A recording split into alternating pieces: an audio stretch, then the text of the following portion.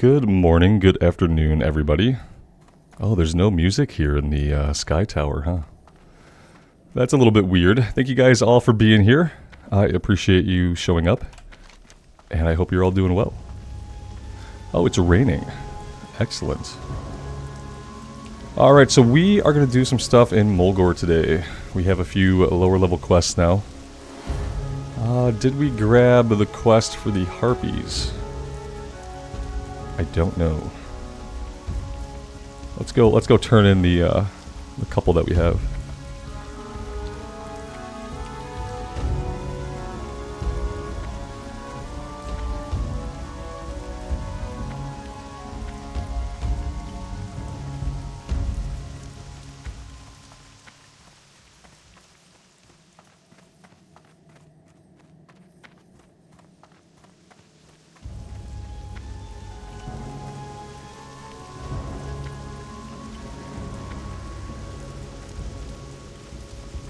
Alani, the Discord info is in the guild information, and so there will be a room you have to go in first where you'll type out your character name and answer a couple other questions, and then that'll verify you, and someone will get you into the Discord proper.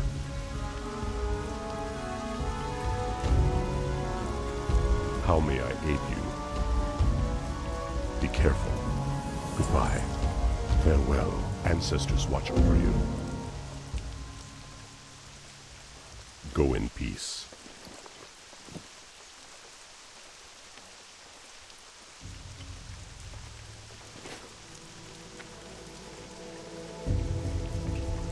Ola, you got to level 20 today? That's awesome. Congrats. I am just going to try not to fall off a Thunder Bluff. That's my goal for today. I made the mistake of letting one of the death reels, the hardcore death reels, actually one of Asmon's reactions to the hardcore death reels. I let one roll this morning while I was reading Dawn Shard. And it was a mistake. I probably didn't get as much reading done because I had it out in the background. What I notice is, like, every time I watch one of those and I see like the situations that they die in, and like they're always doing something that seems like designed to get them killed. Speaking of getting killed, Quip Dead at level 10 in Silverpine by Aster Hadron. That must be a named rare. Speaking of death, Fs. Sorry, brother. I must have invoked it by talking about the death reels.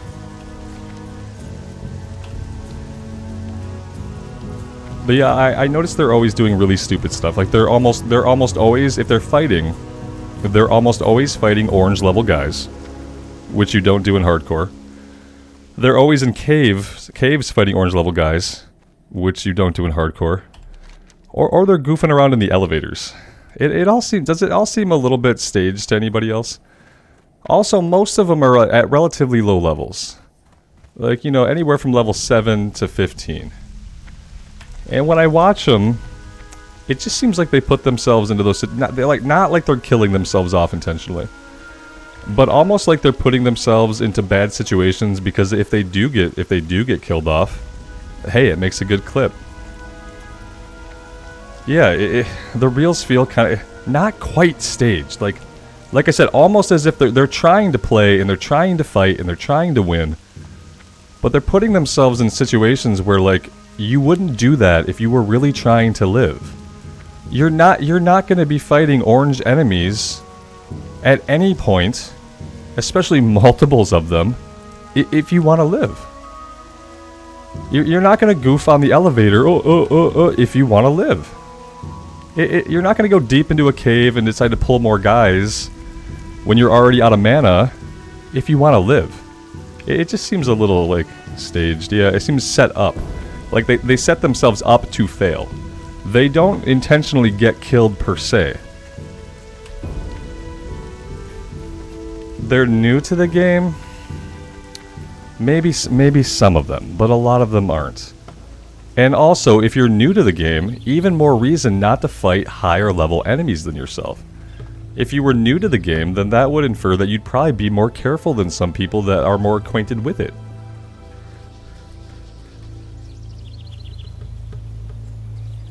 Yeah, the people compiling them don't really notice and include sketchy ones anyway.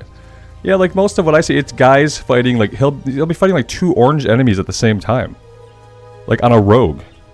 Why? Why would you even do that? Like... Yeah, I don't know. That's how I felt about it. I felt that it was kind of cringe and that they're almost, some of them are staged. Some of them feel genuine enough. But I do feel like it's people putting themselves into really dangerous spots because if you succeed, that's cool, and if you fail, hey, that's a clip. Either way, it's content.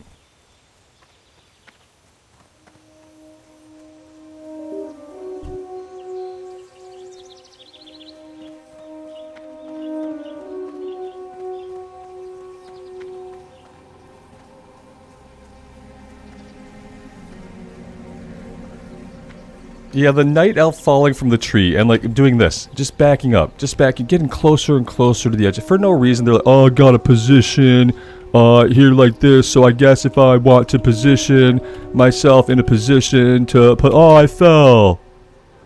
Come on. You kept scooting back to the edge until you slid off. It was obvious that you were trying to slide off. It was obvious. The guy had not even been patrolling. You're not positioning. If you were positioning, you'd wait for him to be walking away from you, and you would stalk up behind him. Yeah, I saw that one. Like, give me a break. Obviously faked.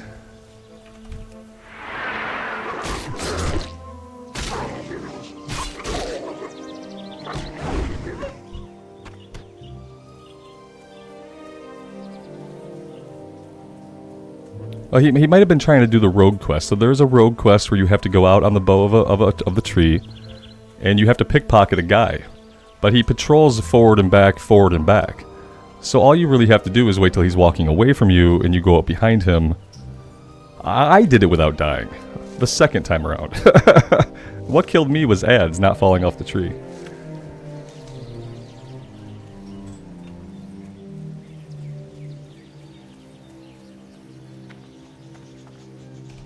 Adrian, good morning. John, good afternoon to you. Thank you guys for being here.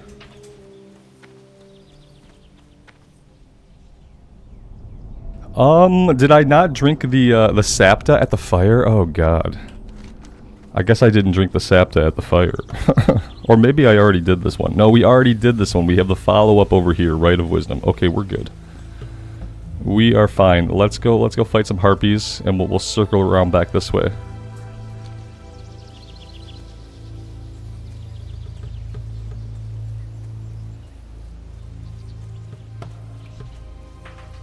I don't even recognize Zeriu. I don't really know. Is he the guy with the slick back, dark hair, and like a mustache goatee thing? Is that Zeriu? I think I saw his face one time. He did something stupid in one of the reels I watched, and I thought you're supposed to be like actually good at the game, supposedly. Why would you be doing this thing that you're doing if it's not just for content? If it's not just intentional? And I thought Zeriu was an older guy, but this guy looks like he's like 28. So maybe not an old hat at WoW in general. Or maybe he's just younger than he looks. Or looks younger than he is. I don't know.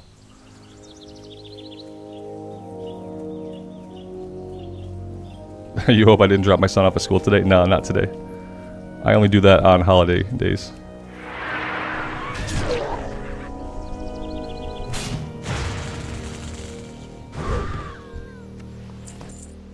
Do you think some people do it on purpose, Cadis, because they enjoy taking risks? Yeah. It's easier to enjoy taking risks, though, when you're going to turn it into content or it's going to get watched by Esmongold.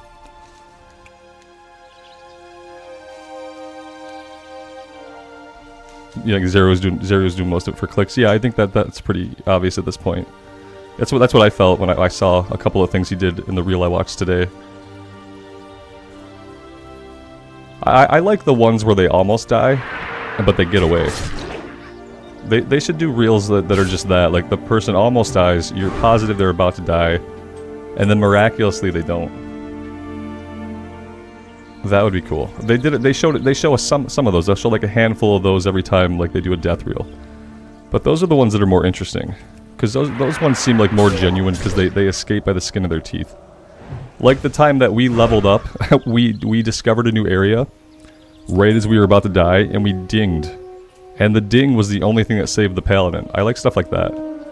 Because that's like a bunch of randomness coming together to create like a really exciting moment. It's not some doofus backing off a tree or pulling 4 orange guys thinking that evasion's going to save him. Alani, if you had to guess my age, you would say 28 or 29. It's because of the lighting. No, I'm going to be 40 this year. It's just the lighting. You can't see the creases in my forehead or the crow's feet in the corners of my eyes if I smile, which I never do because I'm an old person and I'm bitter.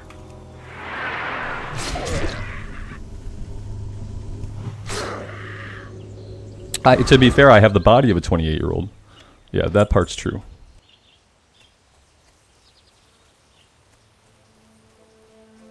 But not the face or the skin.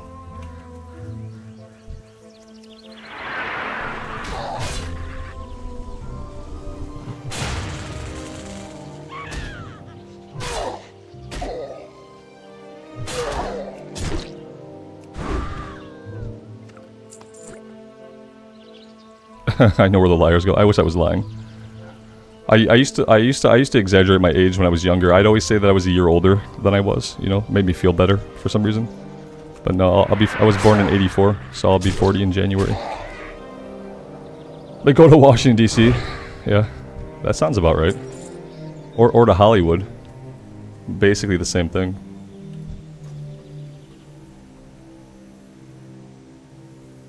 You almost got by Son of Ergolra. Oof. Yeah, you should take a breather after that. I think I needed a couple moments after I got chased down.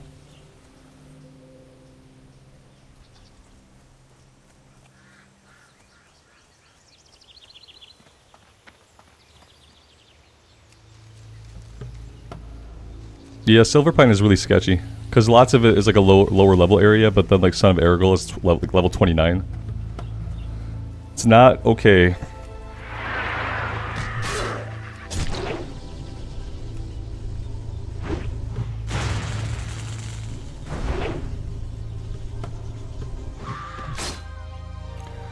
Any thoughts on temp passing Alex GM? I'd happily permanently pass Alex GM. Like, I don't mind at all. Is Alex on right now? Alex, are you signed in right now? You're on, right? Who are you on, though? That's the question. Who are you on? I don't see the warrior.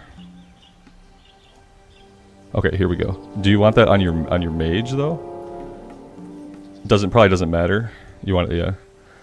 So I just have to type what is it just G leader shit? G, yeah, I forget what the command was. We did it once. G leader. Don't autofill for me, game. Don't autofill. Did that do it? Yeah, that might have did it. There you go. Have at it. Have at it.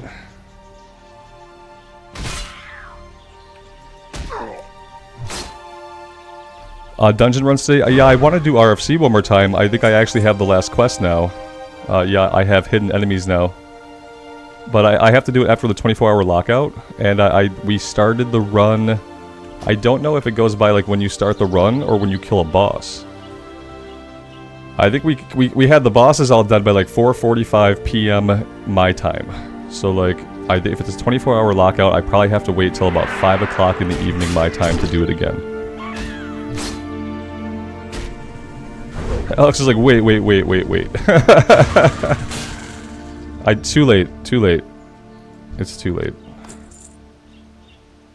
It's been done.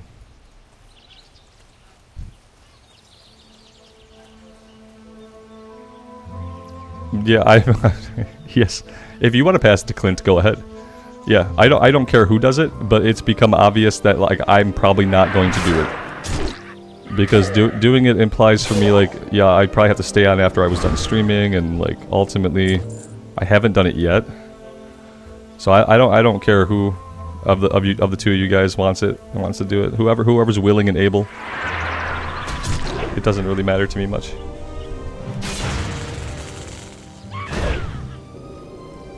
He did, yeah. He took the. I don't know if he ended up staying around, but he took the initial guild invite. Let's see. Yeah, his name was Jason. Let's see if he hung out. I know the alphabet. Yeah. Yeah, he's still around. He was on less than an hour ago. Mm-hmm. It's crazy that someone like so skilled and obviously experienced was running around like completely ungilded. Just completely ungilded.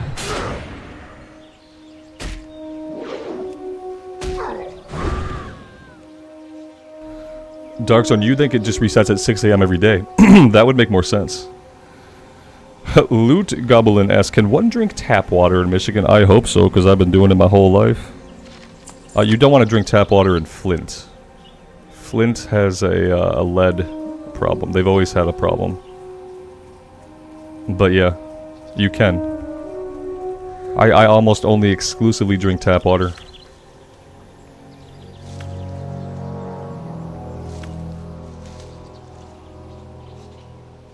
They reset at a normal time. Hey, that's awesome. I had no idea it was just going to work that way. That's cool. So we can do it. We could do it whenever.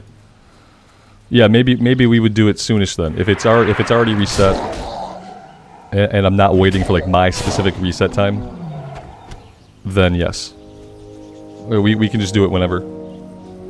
I want to have like tank. I'd want to have a full guild group. But I don't know if I would probably pug a DPS. I don't know how many more times we're going to be able to pug a tank and get away with it, so I just don't know if we have any, like, actual tanks on. Well, I mean, we have some tanks on, but... yeah. I don't know.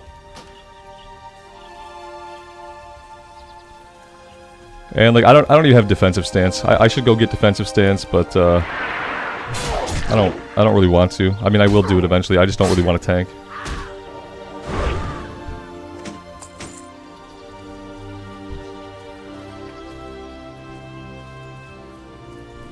I mean, because we could pug a tank, but like, how many more like good pug tanks are we gonna find out there? How many more? When are we gonna run into the one that's like not good? And is it gonna be okay when that happens? So, yeah, I don't know. Let's do a couple of these. Let's get rid of these low-level quests. Let's do the green stuff, and then after we do the green stuff, I will contemplate. Possibly doing RFC.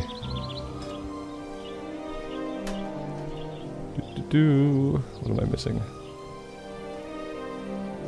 Oh, I'm just a member now, so I can't do anything. Fun.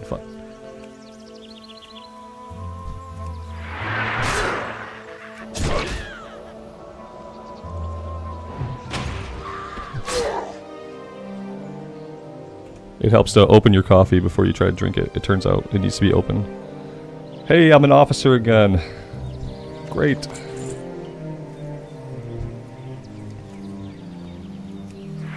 Stop you with a tank, but you're in bed now. Yeah, don't get out of bed for me, brother. Yep. It's probably going to be a while before I'm ready to do it anyway.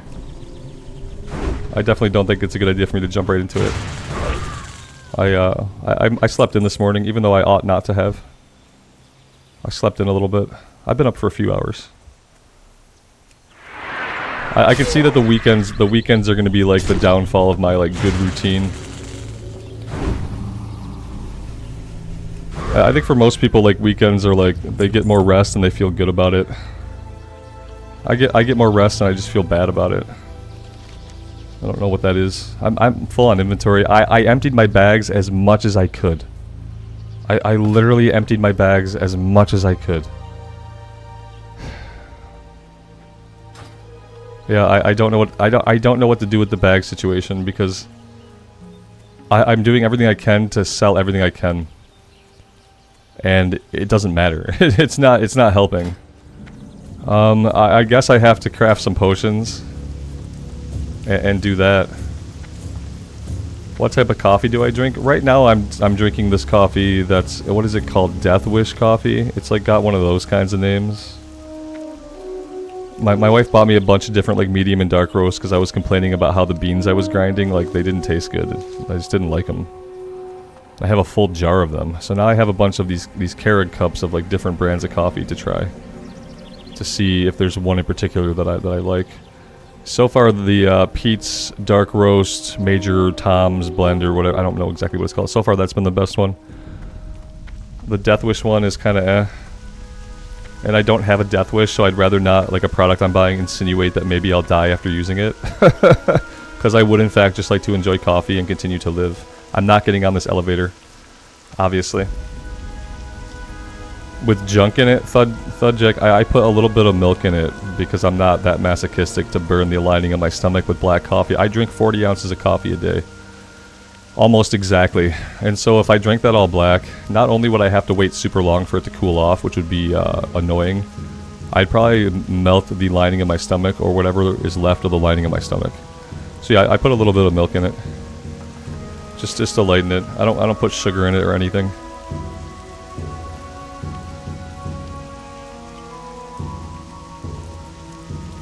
Oh yeah, Coke Carnage has coffee that's supposed to be good. I forgot about that. I wouldn't mind trying some of Co's coffee, actually. Nocterzo, welcome, man. Thank you for the membership. Thanks for being here. I appreciate it. All right, so I need trade goods. I don't know anything about Thunder Bluff, so I don't know where I'm gonna find trade goods. Let's start with just selling some stuff. See, I'm hanging on to this now, even though I don't want to. This is level 5. This is not. Leather boots. Oh, I can't use that. I'm gonna go down to 1 stack of healing potions. The meat and stuff I should probably cook. The linen I should be turning into heavy bandages.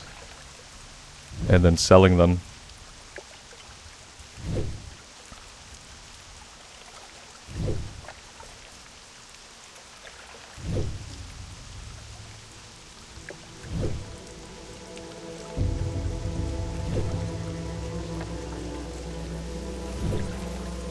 Oh boy, yeah, maybe I should pop over to the Bankal and see what like some 10 slot bags would cost me on the auction house.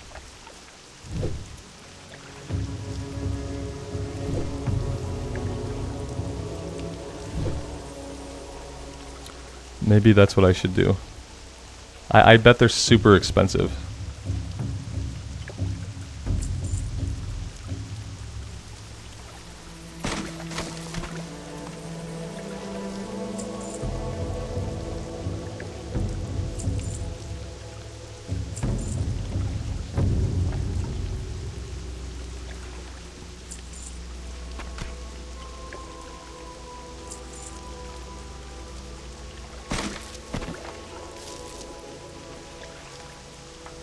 Farewell. You'd think they'd have like a cooking fire around here somewhere that I could cook at. I don't see one. Not anywhere in this tier.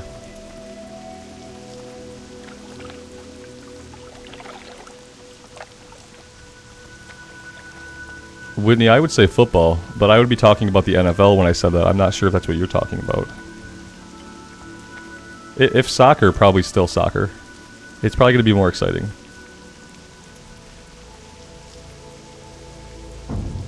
And depending on how YouTube is feeling, you may have less commercials with soccer. We can cook at the boiling pot thing? Oh. Yeah, that would have been probably like a possible thing to do. Fair enough. Tom, good afternoon. Am I scared of the lifts? Scared is not the right word. I am just cautious enough to not get killed on a lift. Yeah, I died once in the Undercity elevator. I was trying to eat a sandwich before the recording that day and trying to get myself out to the Zeppelin Tower. And I just effed up. And that was the end of a level 25 priest that I had grown quite fond of. So I'm not scared. Like, I don't think I can get scared in the game. I can get anxious. You know.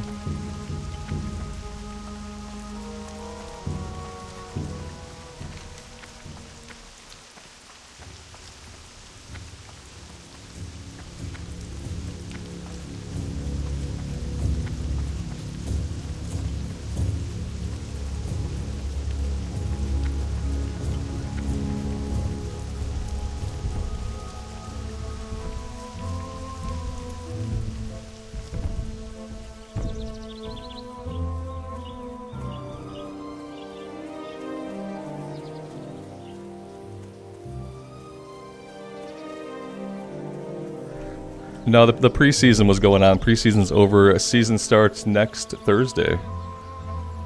Next Thursday should be the first game of the season. It should be the Chiefs and the Lions.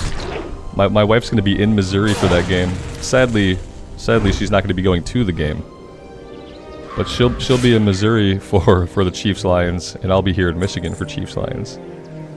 And we kind of root for both teams, so it'll be an interesting game.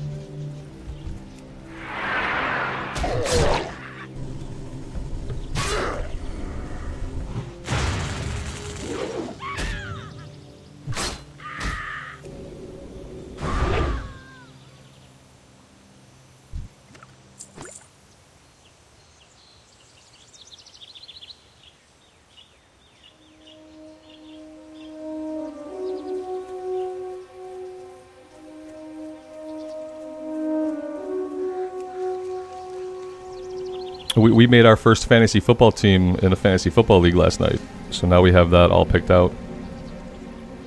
That's really cool because that adds like another level of like desire to watch games. Is now it's like now you really want to see like how your players are going to do, even if the team is not doing great. I'll still want to watch to like see how the individual players do, which is really fun.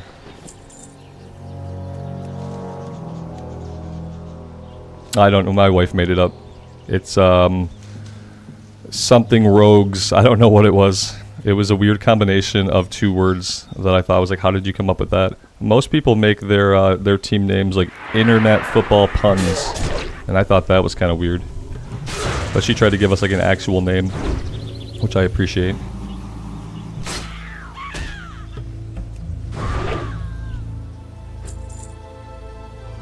We got Cousins, Kirk Cousins for our main quarterback. I forget who our backup is. Goff might be our backup. Or secondary. Whatever you want to call it.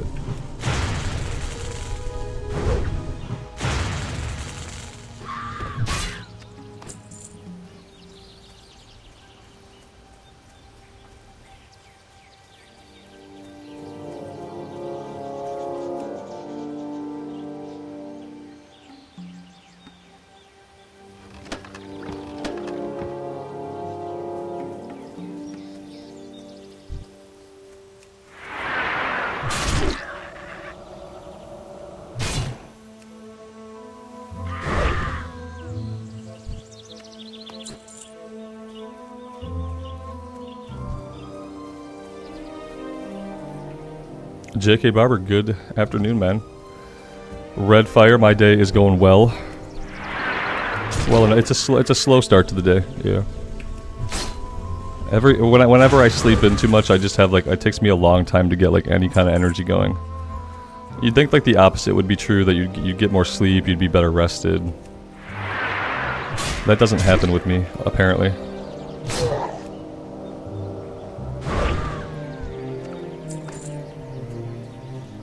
It's also an off day, like from working. I have to take off days from working out these days. I have to have at least a couple off days. And when I don't work out in the morning, like my energy level just doesn't get anywhere. It doesn't go anywhere.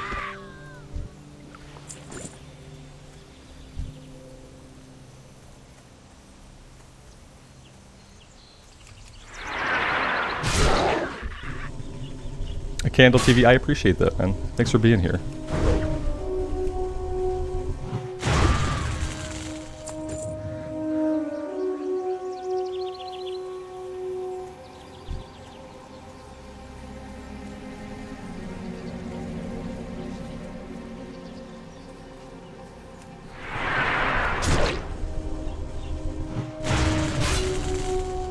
Yeah, basically, I think what it is there's like a threshold. I probably need to get out of bed by like 8:30 at the latest. Cause part of it's like a mental, part of it's a mental thing. Like I feel like I've wasted my day a bit when I sleep in, so I feel bad, and then that doesn't help things either. Like part of it is physical. Yeah, like oversleeping, you can feel tired, but the other part is like mental. I feel like when I choose to sleep in, I then feel like I wasted a part of my day.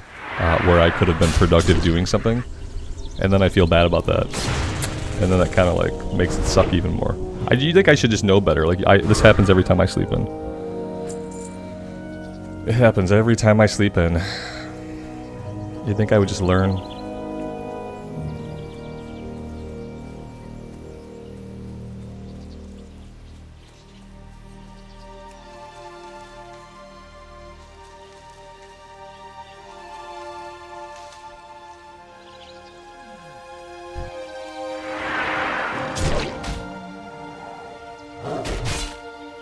Exactly, that's what I feel, Dragon. Like, we're burning daylight here, right?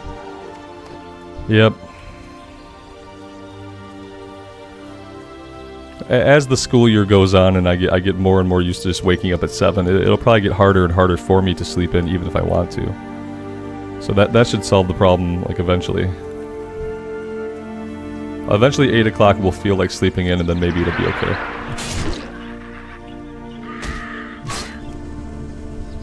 Yeah, you'd think 20 ounces, 30 ounces of coffee would make me wake up a little bit, but it really doesn't.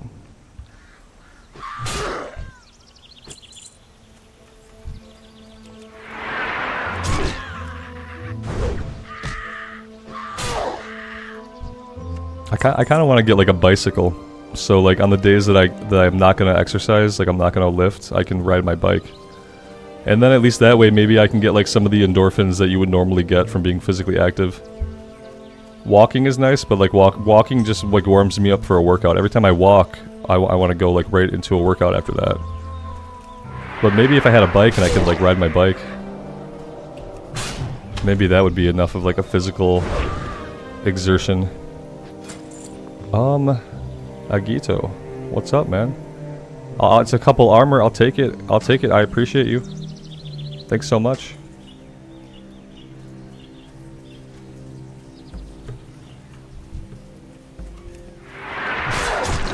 I thought, Jack, yeah, I can see you still can't sleep past 5.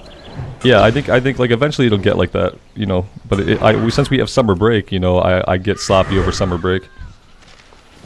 I get used to waking up at 6:37, and then like we get summer break, and I'm like, well, I guess I'm not doing that. The smart thing to do would just be to keep waking up at that time all year round, and like imagine how much more productive I would be throughout the entire year.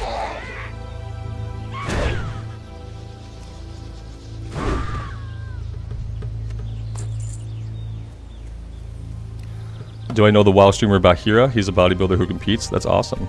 He has a treadmill set up so he can walk while he games. That sounds extreme. Yeah. No. Yeah, I don't take it seriously anymore. But that's really cool. Yeah, I appreciate it. That's a lot to go through, so to make sure that you can still like game, but you know you have to be physically active. Yeah. These days I usually suffice myself by just getting in a little weightlifting before the stream. And I try to do like 4 or 5 days a week. He's probably much younger than me. That kind of like OCD kind of reminds me more of myself when I was in like my mid-20s. Like back in my mid-20s, I like basically couldn't take a day off. That's how obsessed I was. It was painful to take an off day. And it was impossible to rest for more than a day. Like, because your brain, like, you just get addicted to the routine of it.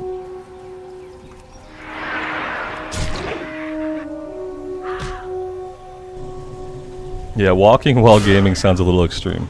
I'd like to have a standing desk so I can stand up a little bit. Yeah, having to walk while I'm doing it. But I totally understand how one could get to that point. Do I take any supplements? No, not these days. Just protein powder. I just drink protein shakes.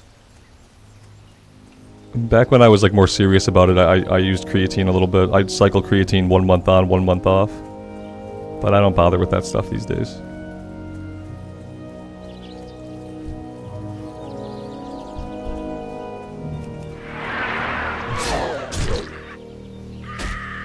I used to make myself eat like 3,000 calories a day also. And I don't bother with that anymore either. It's too much work.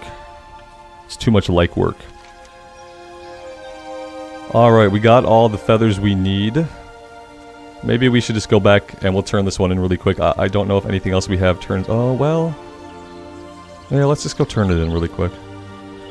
We'll vendor again because obviously we need to vendor again. Why wouldn't we need to vendor again?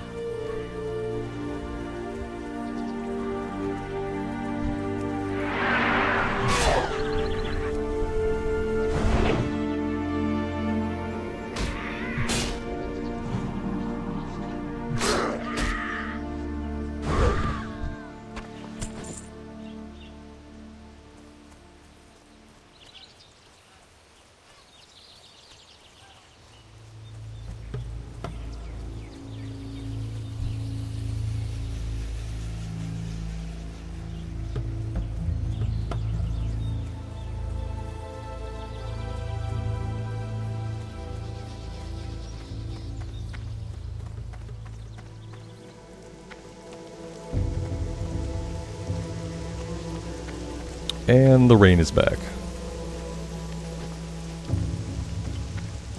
Okay, Exhibit A. Yeah. See Exhibit A. His name is I Can Fly. How much you want to bet this guy's on a death reel?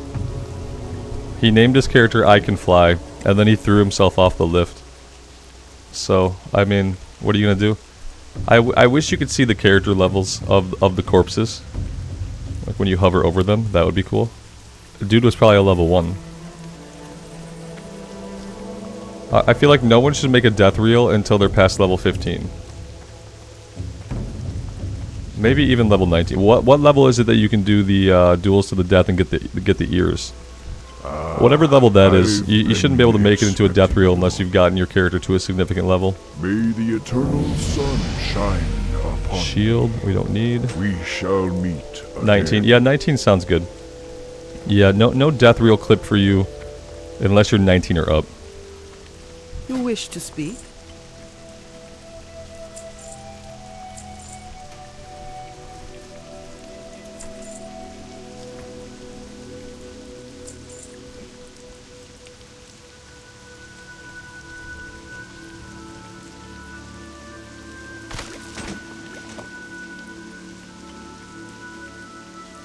Winds be at your back.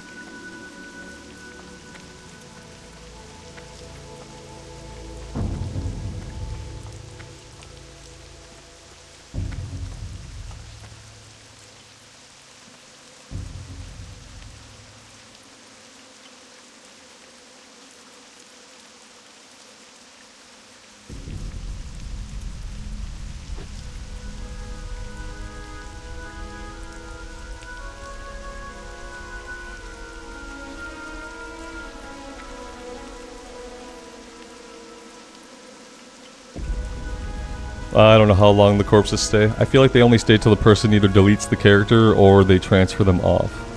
But I don't know for sure. Alright, now we will go to the north. We are looking for more flatland prowlers. Also, Venture Company Supervisor. Well, this one we can do over here.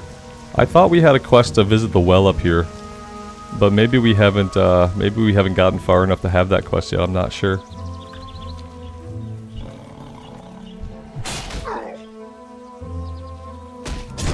Yeah, I'm still thinking about whether I want to go to the auction house for bags. The bank alt has 3 golds, but you know, it's only 3 golds, it's not a lot. And I haven't been super diligent about trying to sell greens and stuff on the auction house like I ought to be. She's holding on to a bunch of stuff. I think that's fine. I think the longer that I hold on to things like greens, the more that they will sell for when I eventually put them up. That's kind of what I'm counting on.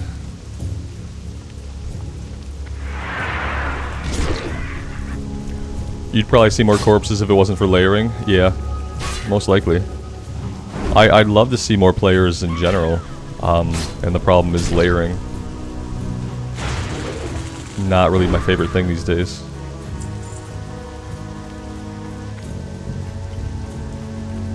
Ramzor sup? Hey man.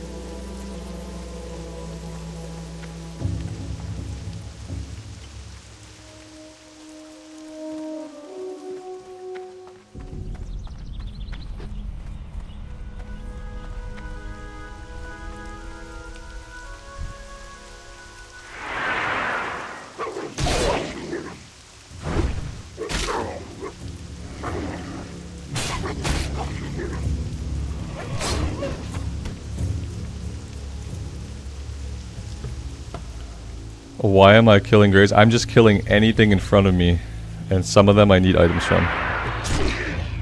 I'm just killing anything that I encounter right now, because I like pressing the buttons on the warrior so much.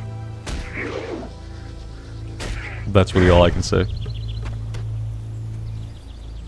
But I am also looking for Flatland Prowler Claws, and some of them are lower level. Because the quest is a bit of a lower level. So yeah. Buffalo Bill, good afternoon, man. Thanks for stopping by.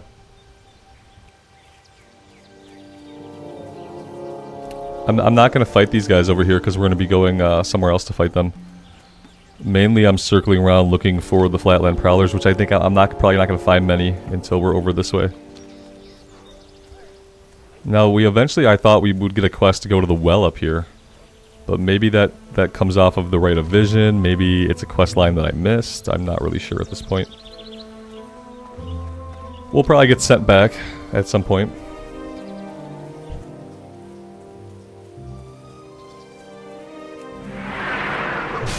Define layers. Imagine there are 10 people standing in the exact spot I'm standing. Now imagine that we're on the same server together.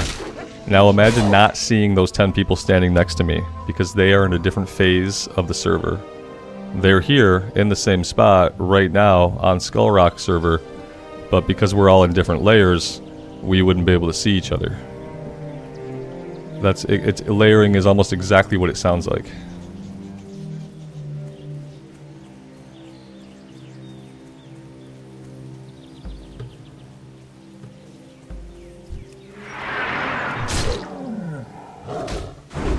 Yeah, it's Blizzard's way of solving what they see as overpopulation. But I think like a lot of us kind of agree that outside of the initial starting zone, since basically everybody dies by level 9, outside of the starting zones, we don't really need a bunch of layers. I think a lot of us would rather see other players in the MMO we're playing than to have it feel like a retail experience. Because the weird thing is, it's kind of felt more like a retail leveling experience. Like I look off into the distance and I see nobody. And I don't really like that aspect of it. That's the only aspect of official that I like less than what I recall from Bloodstone Buccaneers. Cadis, you'd rather be able to complete quests. But listen, like outside of the starting zone, man, you're gonna be able to complete quests fine. Because a lot of people are dying really early. Yeah, in the starting area, like, it's fine. But once you spread out from that, and I'm not saying get rid of layering completely. But if they can't have smarter layering that does like less layers when the population's less, then they have to figure something else out. It just makes it kind of lame. I do want to see other people. It's kind of why I play MMOs. It helps you feel like you're in a world that's inhabited, which is cool for immersion. Now, some people don't care. Some people are fine playing it as a single-player game. And that's fine. Because I don't think a lot of these areas would be that busy if they shut off some of the layering. I don't think we're not going to be out here like, oh man, I just can't tag a prowler. No matter what I do, I can't tag a prowler. Like right now, there's nobody playing the game. It looks like I do a /who, and yeah, there's tons of people playing the game. Like, please let me see some of them. Please let me see some of them. I want to see some of the other players. And that's kind of been bothering me a bit, obviously.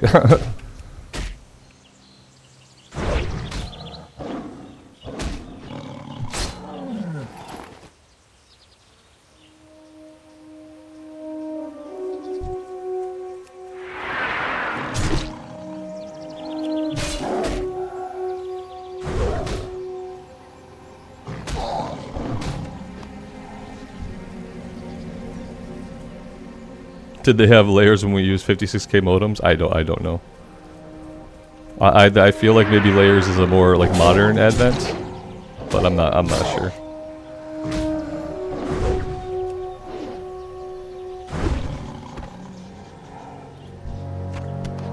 All right, we are done with that one.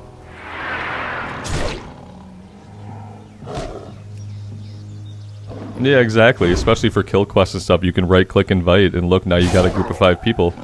I can't right-click invite anybody out here because there seemingly is nobody out here, even though that's probably not true.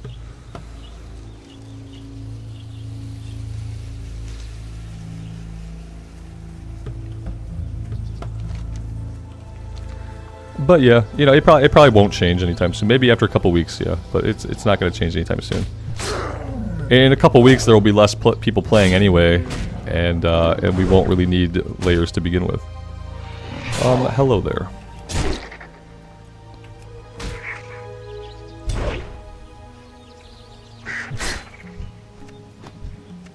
I saw the other day something I didn't think I would see.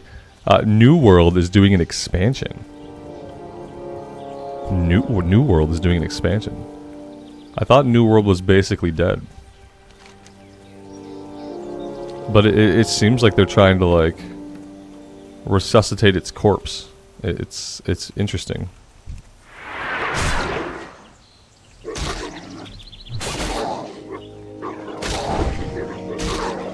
And I'm thinking, like, are they still trying to be a relevant MMO? Is that really happening?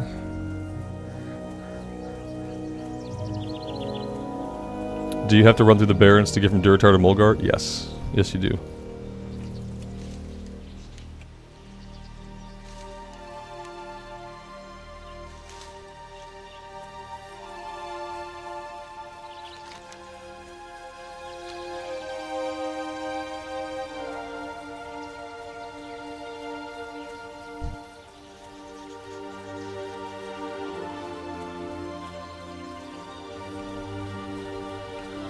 Elisa, good afternoon.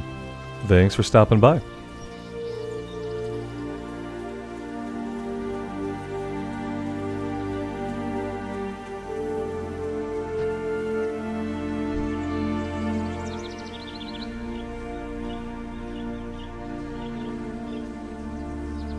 They seem to have this.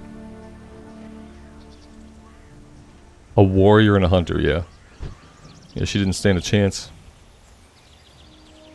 Roxy K, I appreciate that. Thank you for being here and checking out the stream.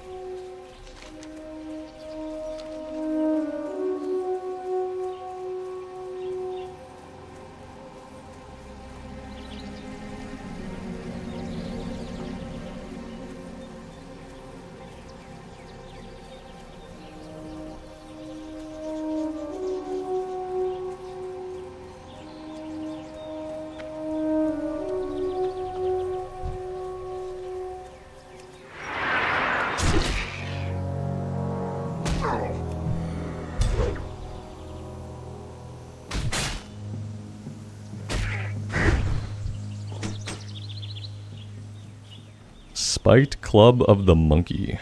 Two-handed mace. 34 damage. Have we used a two-handed mace yet? I don't think so. I'll probably just sell it though. I could skill up with it. We have a little bit of mace skill. I'll probably just sell it.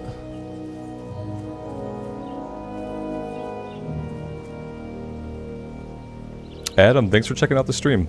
I appreciate you being here.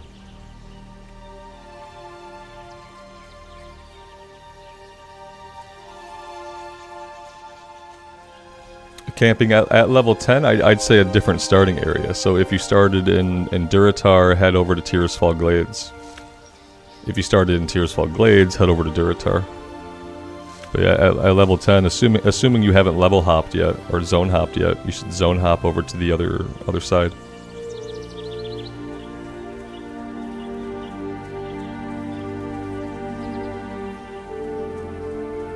Red Robin, that sounds exciting.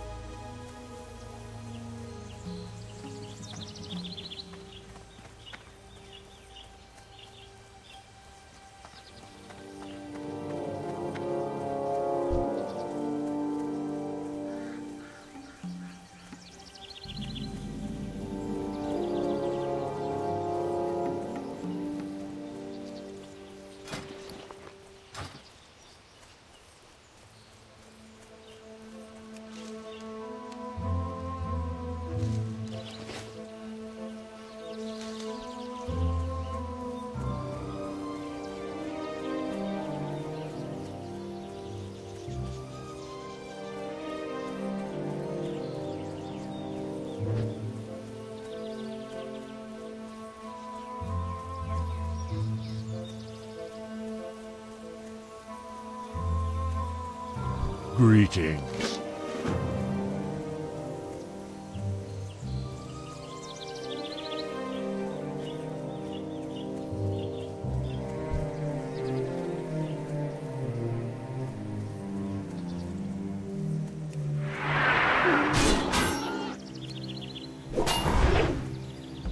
That was a nice crit.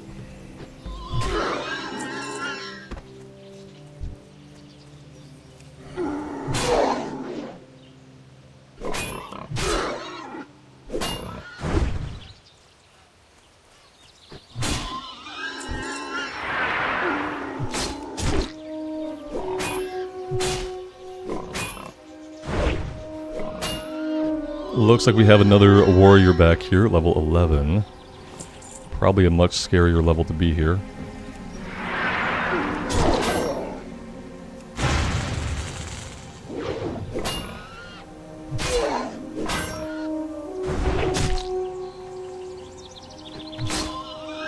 So with layers, people are not truly experiencing Classic WoW?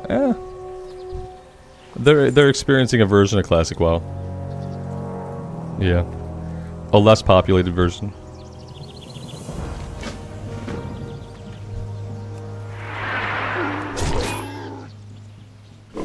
It's like no matter what they do, there are going to be people who are not happy. If they have layers, there are going to be people who are not happy because, like me, they want to see other players in the world. You know, and then if they choose to not have layers, then there are going to be people unhappy because they feel like the amount of competition for quest objectives is too high, even though they could just group up, and that's kind of the solution. The solution should be like group up. Like, oh, there's too many people here doing this quest. Okay, well, it's an MMO, and it's not solo self-found. So the solution is to group up. And so, but there will be people who are going to be unhappy no matter what they do. So they just keep on keeping on.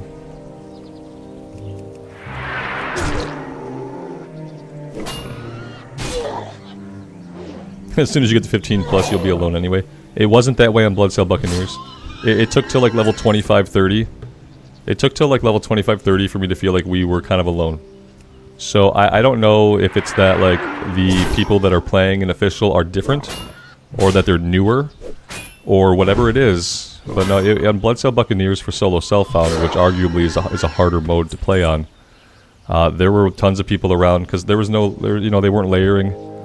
And there were tons of people around until we hit like almost level 30, and then you kind of saw like a drop off in the population. But prior to that, everything seemed kind of busy. Obviously the starting zones were always the busiest, but this right now, like what we are experiencing here with the amount of players that I have seen today, this is what level 30 felt like on Bloodsail Buccaneers. Level 30 felt like this. We saw a person. They're gone now. Now we're alone again. That's what level 30 felt like. I'm level 15 in a level 1 to 10 area. So I just don't think it should quite feel like that here.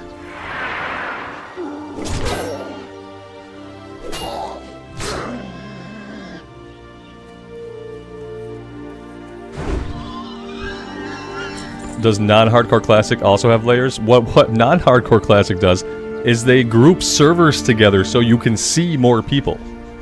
They literally take the servers and they put them into a cluster. We would call that a mega server usually. Blizz doesn't call it that because they don't believe in mega servers.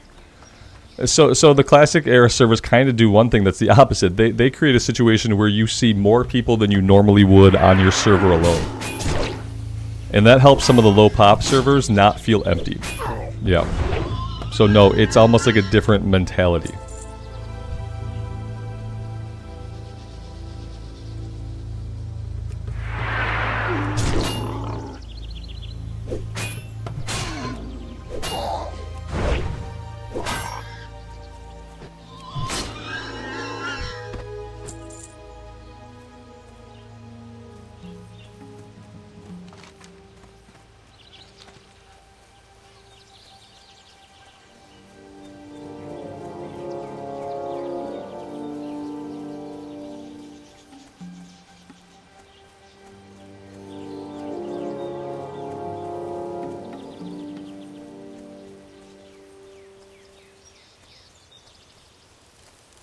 Ah, I've been expecting you.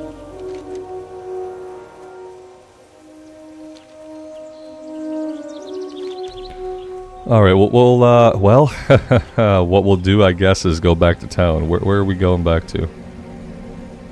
We have stuff to turn in Thunderbluff, and we have full inventory. So yeah, I guess we're going back to Thunderbluff.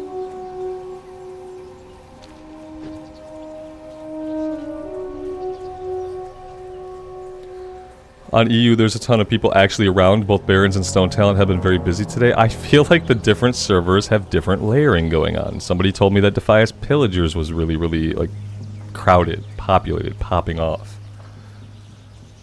And so, yeah, I don't get it.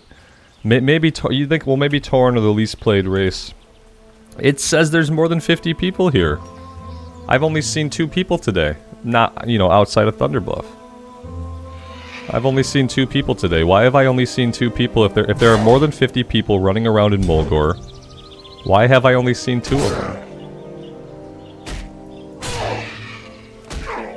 Go to the Barrens and see how you think the Barrens is going to be more populated than Mulgore, a starting zone? Maybe, I guess. I'm in a starting zone, right, where everybody starts. I mean, you think that they're layering a lot because I'm in a starting zone. I get that, but listen, they could layer, if I've only seen 2 players, they could layer a little less. That's the point, is I don't feel like it's a smart layering system. I don't feel like it's adaptive. I feel like there are 16 layers, spread people amongst them. And so regardless of whether there's 40 people in the zone or 200 people in the zone, it's going to split them up. They're playing rogues and they're all using stealth, obviously. Obviously, that's the case. I don't know. I have no idea. Well, one day we'll do stuff over on Defias Pillager server, and we'll see if it feels any different. We'll see if it feels any different. Joe Love, is there a good streamer that teaches key binding? YouTuber that teaches key bindings? I don't know. Well, I have a Logitech G600 mouse, and so I have like 12 buttons I can hit with my thumb. And so I use the first 4 buttons on my keyboard, and I use my tilde key over here. And besides that, all my function keys that you see here, these are all bound to my mouse, and I could tap them with just like slightly moving my thumb. So these are like 0 effort for me to tap on my Logitech mouse. And I only use the first 4 and tilde, because that's all my fingers can really hit. I can kind of hit my 5 key, but it's a little bit of a stretch. And so that's how I compensate by like not, you know, MMO key bindings can really suck if you're just trying to use like your keyboard. You really need a mouse with some easily pushable buttons. And that's what did it for me, was having a really good MMO mouse and having a ton of buttons I can hit. I can hit 6 buttons on this mouse like super easily. 0 effort or thought required, and I can hit 3 more of them with a little bit of thought, but I don't have those bound. So, am I gonna go Alliance when I go on Defias Pillager? Yes, that's the plan. Is that when we check out Alliance, it will be on the Defias Pillager server. I don't have like super immediate plans for that, but yeah. Eventually, that's what we'll do. I think we're gonna go human rogue. I think we're gonna go human rogue.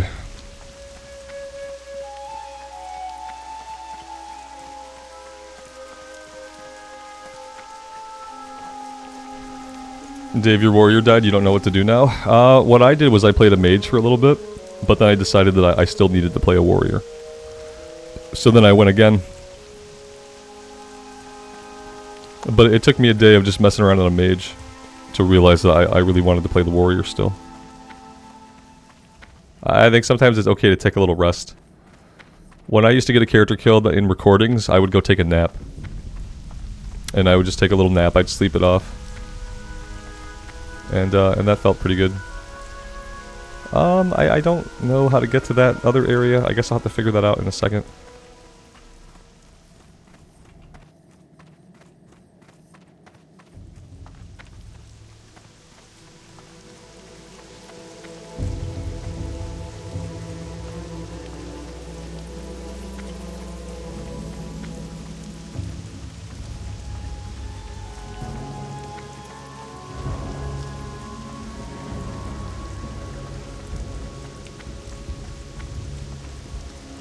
I have my own rank now? Oh boy. Are we talking about guild stuff? Yeah. What rank am I? Okay, fair enough. That works. Awesome. Thank you for all the work on the guild. It's like, it seems like so much work, and that's exactly why I didn't do it. Because to me, it's like, Winds it's guide work. you. So I really appreciate it. Walk with the Earth Mother. The guild and the Discord now actually feel like a guild and a Discord. So that's really awesome. Okay, so we're good. We gotta cut over this way.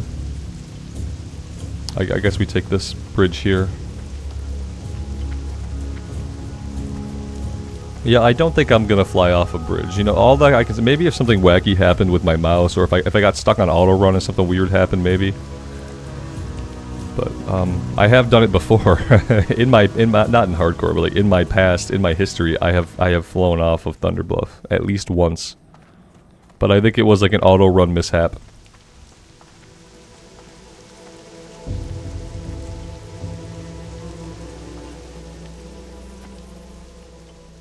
We Tauren have always held a great respect for the works of the Earth Mother. This guy went on a rant. Yeah, Karn Bloodhoof here just had like a whole monologue he gave us when we clicked him. Ishnialo Porah! May the Earth Mother smile upon you. I am Cairn, chief of the Bloodhoof Tauren. Take heart, young one. The Earth Mother is near. Weird, that's kind of creepy. The Earth Mother is near, that's creepy. Ishnialo Porah! May the Earth Mother smile upon you. Alright, what did that give us? What are these quests? That goes to Silver Pine. That's Wailing Caverns. And so now... Oh, we're after RFC. Oh, that's gonna be fun. We also need to empty the inventory. That's like one of the bigger reasons why we came back. Yeah, rip Karn. Karn, yeah. Poor guy. I have just the thing for you.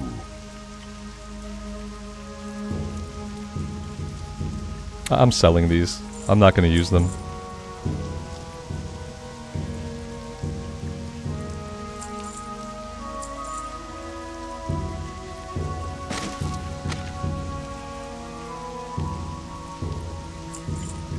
Ancestors watch.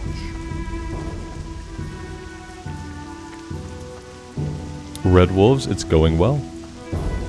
Thanks for checking out the stream.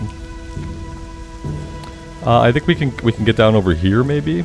Maybe we can find like a better way down.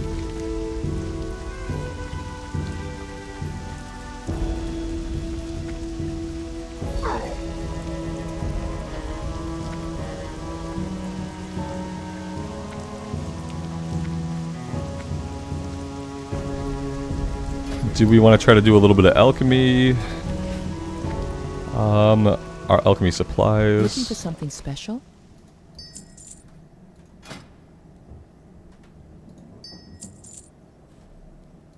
We'll probably just keep doing the healing potions.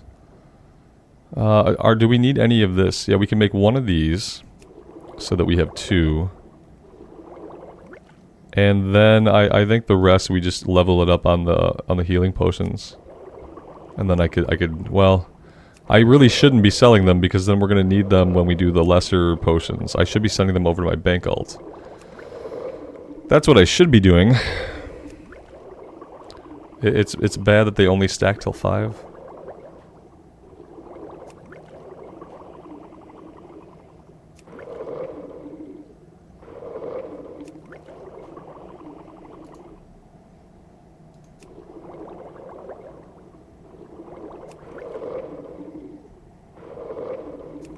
And now I have to go find a mailbox.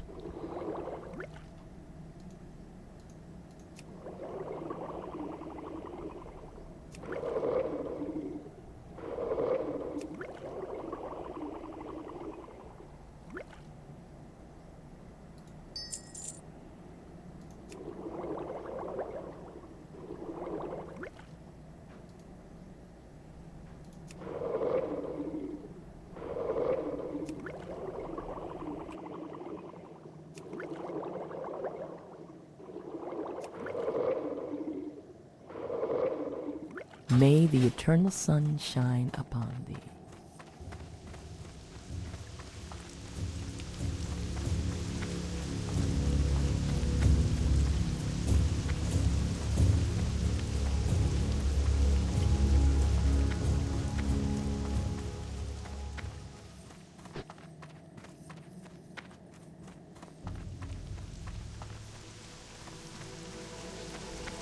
Does anyone just like not bother with professions while you're doing hardcore? Or has anyone like started doing professions but then like after getting a couple characters killed stopped worrying about professions?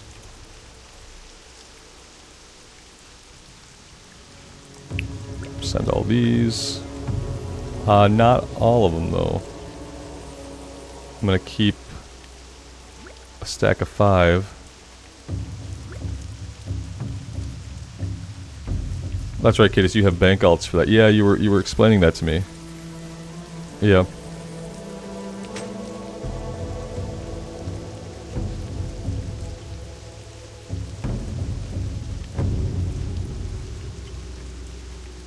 I think that's fine.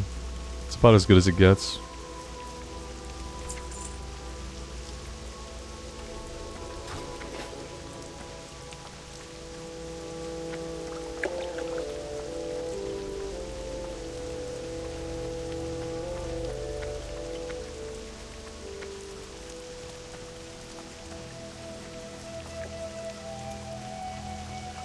Yeah, I've been wondering, you know, I feel like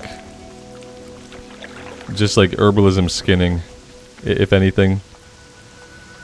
Because then at least, like, especially if you just commit to vendoring it, like if you're not really worried about trying to do the auction house and you're just herbing and you're skinning and you're vendoring it, at least it's not causing like endless inventory issues. I feel like I waste so much time because of how bad my inventory is when I'm doing professions. It feels like a lot of like I could have stayed out there. Like I didn't need to come back necessarily. We could have stayed out. We could have done this stuff. Like, but we had to come back because we were full. Which is fine sometimes. We had a quest to turn and it chained into another quest. But yeah, I sometimes feel like having like production professions, any professions at all, just kind of holds us back. And I've never had the professions save my life yet. So there's that. What was the questing add-on that reads the AI voices? It's called AI Voice. Yeah, if you look up AI Voice in CurseForge, you'll find it. It's really good. It's a Logitech G600 MMO mouse. 600? 300. I think it's 600. It's the one with 12 buttons on the side. I get the numbers confused. I think it's a G600, but I could be multiplying that by 2.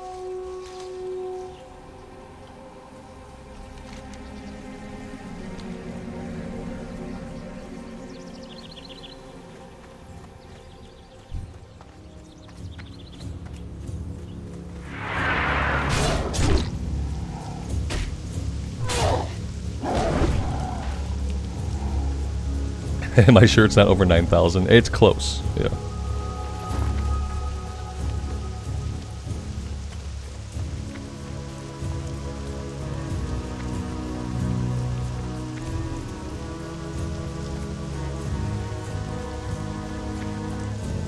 Yeah, I think for future characters I will probably just go herbalism skinning, and then I'm just gonna vendor everything. Until maybe we get into like higher level mats, when people have gold and we're in higher level mats and it's super worth it to sell in the auction house, then I will. But like when a stack of like light leather sells for 5 silver, it's better for me just to like vendor it and be done with it.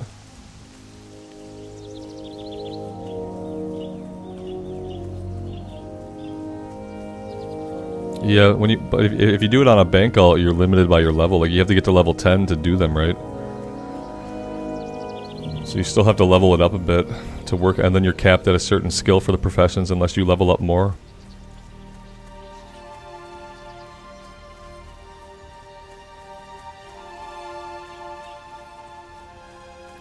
What level's my alchemy? It's not bad.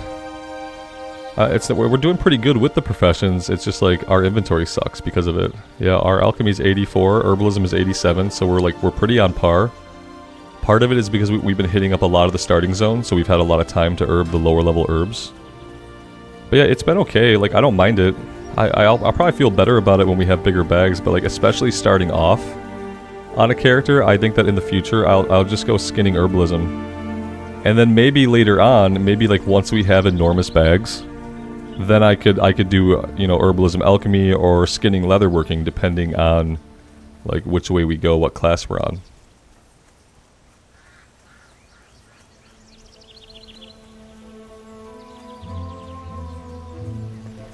I need to go to the auction house and at least buy myself some 8-slot bags.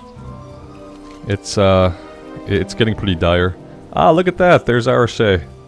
This is probably the easiest I've ever found them. I'll take it.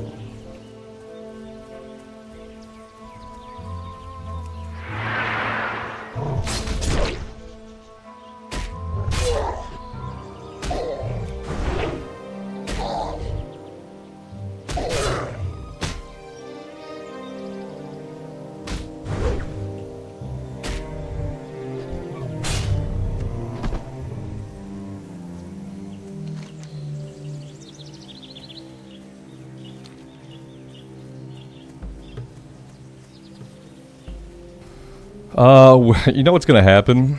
Because I've been so diligently doing all the starting zones, we're going to outlevel a couple things in Silverpine.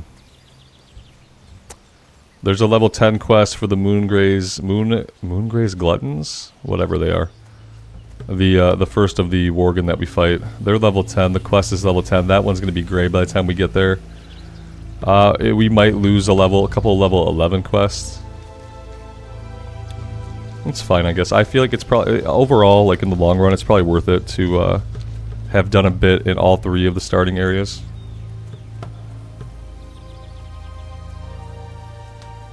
I don't remember where we were at level 15 on the first warrior. We were probably doing Silverpine stuff.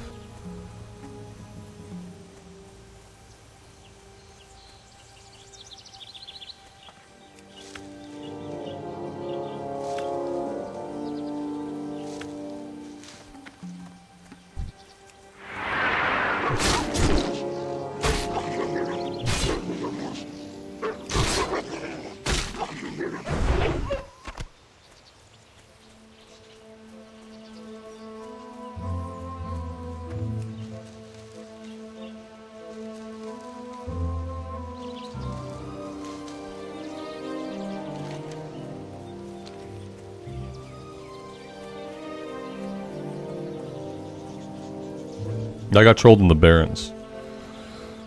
Yeah, I got myself killed in the Barrens around the oases.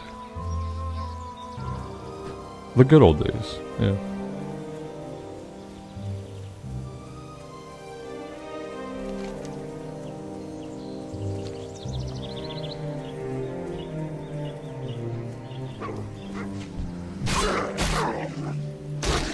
It's maybe we should go somewhere else soon. It's been wearing on me that to look off into the landscape and just not seeing any players has been like really.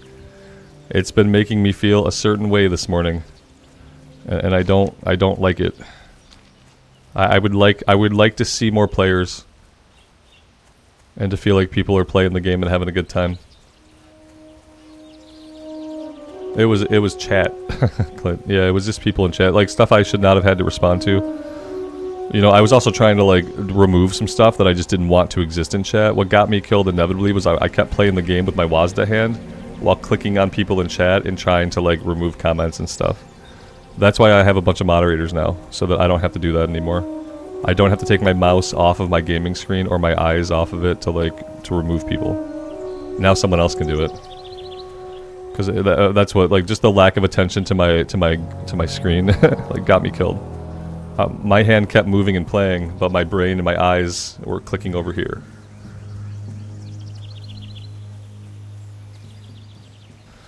The fact that I'm not seeing anybody red is because of the layering. Yeah, we've talked about it a bit today. Yeah, it's the layering. It's too much layering. And apparently right now everyone gets a layer. You get a layer, you get a layer. You don't want layers, but you're getting 2 layers. Yeah, we all have our own personal layer to exist in, apparently. Maybe that's how they're trying to get us to stop from grouping up. just make people feel completely alone and isolated.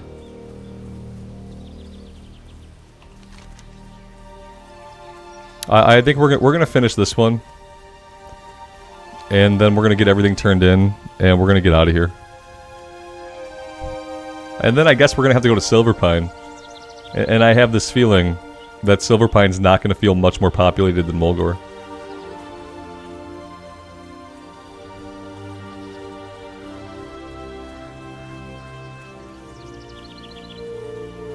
I think I will do a dungeon at some point today.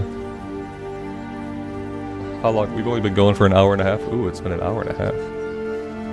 Okay. Okay. Yeah, I wouldn't mind doing Ragefire again. I have the last quest that I didn't have before. We've got a couple warriors online in guild. I just don't know if any of them are tanks or are willing to tank.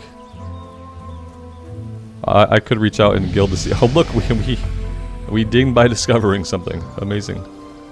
Okay, I don't want to walk right up to these guys like this guy did. Hey, look! It's 2 players in the same place at the same time. Hey, guys! Oh, we're playing an online game together.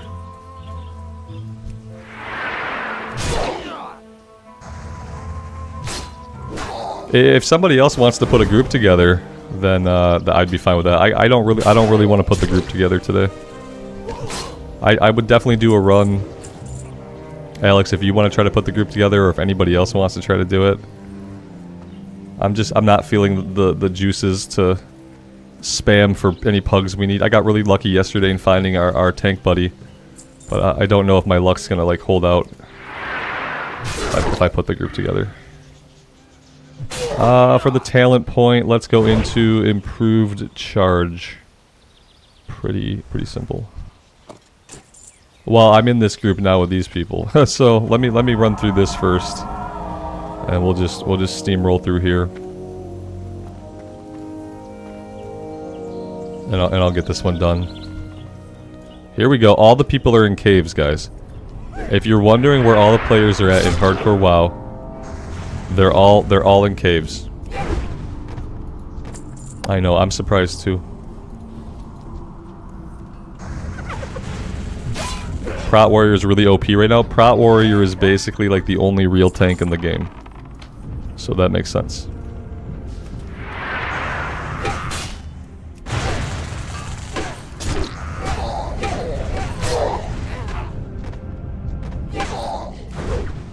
Warrior in general is just basically the most overpowered class in Classic. It's the best DPS. It's the only true tank. The Druid is like, you know, pretty good.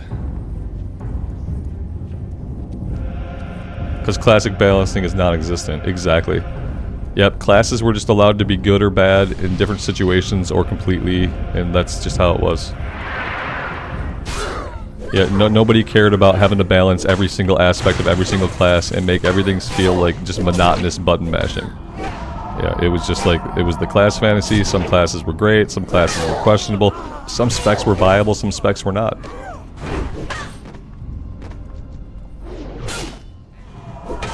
And that was okay, you know.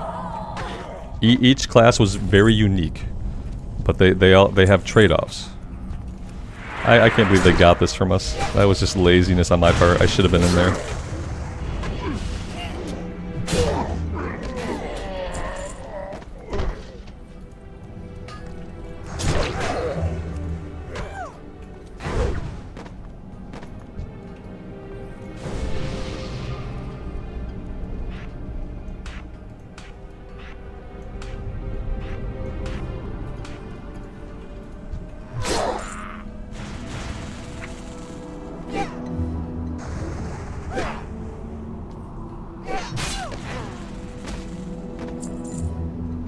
Oh god, I dragged an ability off trying to move my bar around.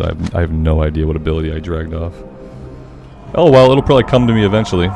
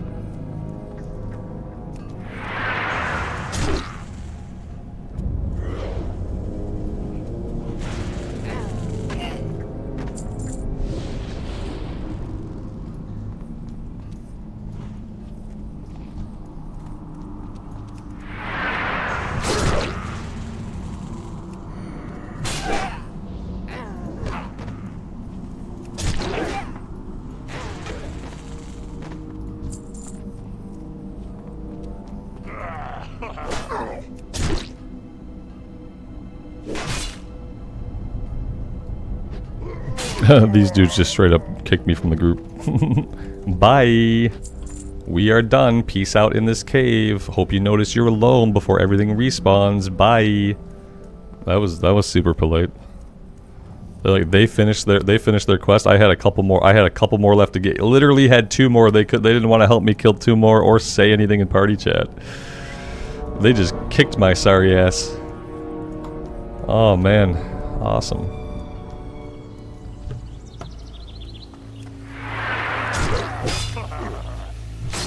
Hamstring got tossed off. Thank you, thank you. That is what it was. Yeah, it was hamstring. Yeah, so throughout the day, like I like to move my abilities around so I can like this. I can play with just my mouse hand. Like I don't need to use my keyboard hand at all if I don't want to when I have the configuration like this. And it's just like it's a nice little like break. I'm old, so I'm sure one day I'll have arthritis to worry about in my hands. Since I've been playing video games forever, and that, you know, for a long time I had a career where I typed a lot. Try to spare my hands.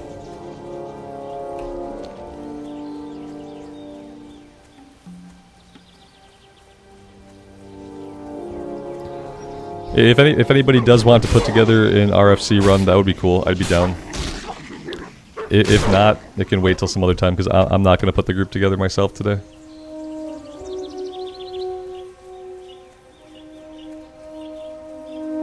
Someone pointed out that if I put the group together and then we have to look for a pug, if I'm the one looking for the pug or inviting the pug, we have a higher chance of somebody maybe intentionally trolling the group.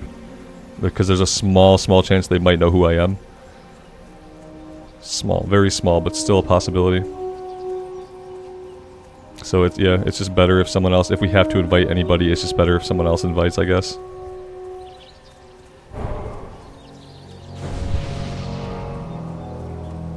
Yeah, yesterday's we got really lucky. We got a tank that was a pug. They were amazing. Now they're in the guild. But like, how many times is that going to happen? You know, that's probably not always going to be our experience.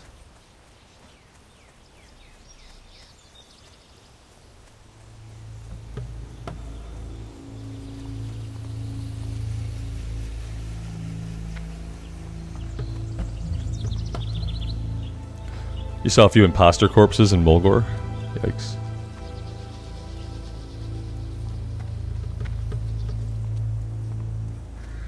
Where is this guy? I probably went the wrong way. He probably is in the other direction, isn't he?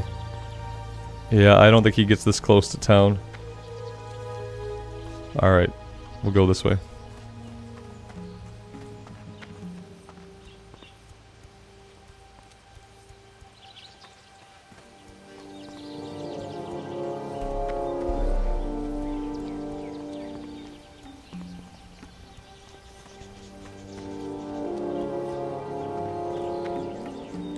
He's not in that spot. I'm looking for his yellow dot because he moves around.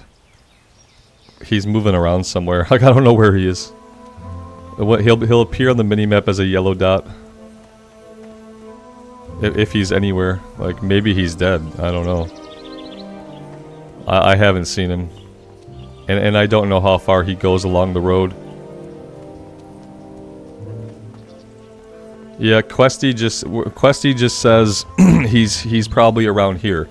But in the game, the only tracking would be that if you got close, he would be a little yellow dot on the minimap. Because, like, you know, originally there would have been no quest tracking. So he's not this far. Like, honestly, I don't know what happened to the guy. I'm gonna run back into town. If I don't see him by then I don't know, maybe I just had to Thunder Bluff.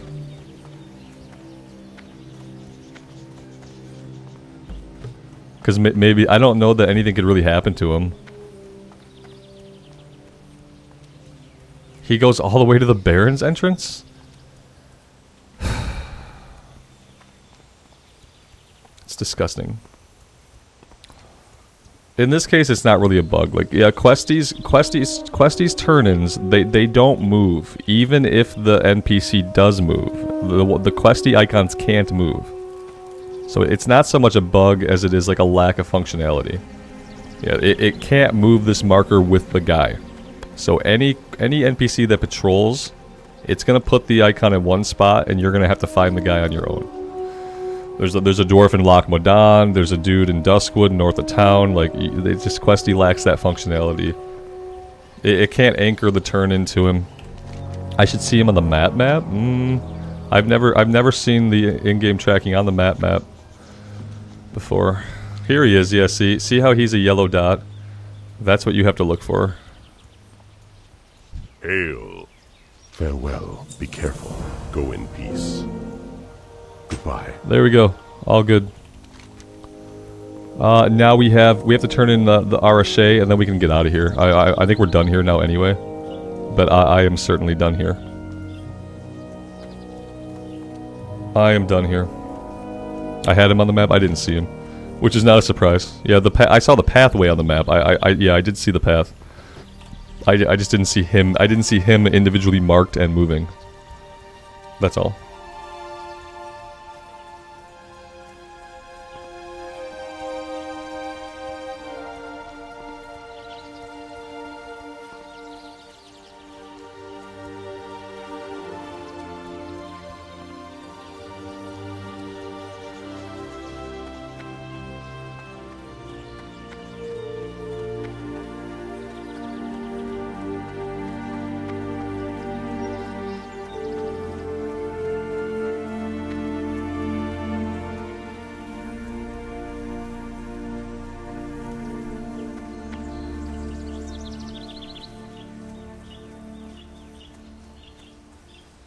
I saw an interesting video last night about how like retail's numbers are way low as far as like people playing the game, and I thought that was pretty interesting.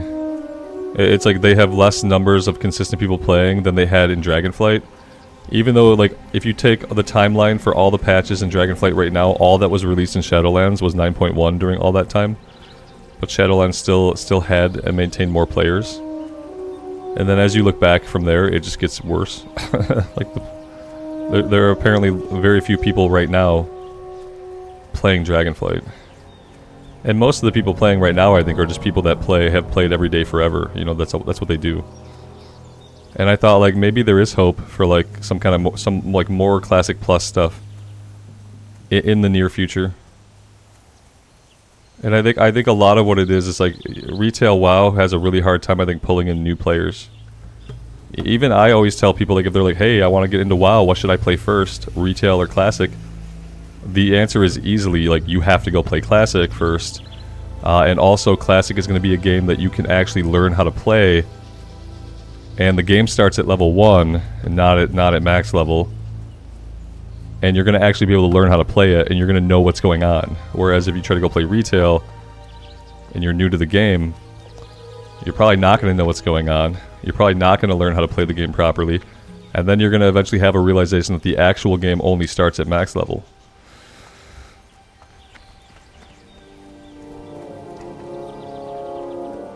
Yeah, and there's other games out too. Yeah, there's so many other games that people can play. But I think a lot of people who want to play WoW, and they don't really want to play other games, I think most of them are playing Classic. And I think the people who are playing retail are probably people who are like in guilds that they like. They're in guilds with their friends, and it's like their bowling league or their darts night, you know. So they just get on and they raid or they do mythics. And I think those are the people that like have consistently been playing Dragonflight. But the problem with that is like that doesn't grow the game. And I don't think there is a compelling way to get new people to play retail WoW for long. Like, yeah, you can get people to try retail WoW on the trial, and then it's gonna be a hot mess. They're gonna feel confused and put off. They're gonna learn that they need 17 add-ons, and then they're probably not gonna keep playing past the trial period. They really need to offer people a trial period for Classic. Not to level 20, because that's a big chunk of gameplay. I can see how they wouldn't want to do it all the way to level 20. But they need to offer people like a level 10 trial for Classic. I think that would bring like a lot of new people into the game.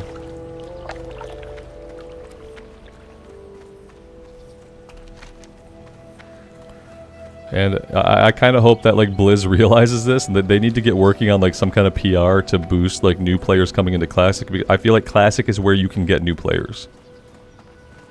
It's where you can get and stick new players to the game. I know they don't want to do that because like there's no cash shop. It's all that it's about. It's just about the cash shop. But like at some point they're gonna have to acknowledge it. Like retail numbers are way down, even though content has been coming out so fast, and there's so much content. That's kind of, as a new player, that's kind of part of the problem. Kind of part of the problem as like a new player or returning players. There's just so much content. There's just so much stuff. Take heart, young one. The Earth Mother is near.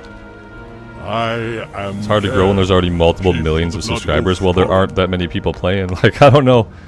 Like, there's so many. Like, if you look at numbers for BFA, there were 3 times as many people doing recordable content. Like, content that's like raids, killing bosses, doing mythics, clearing keys. Like, if we're just looking at those numbers, back in BFA, there's like 3 times as many people by this point in the expansion.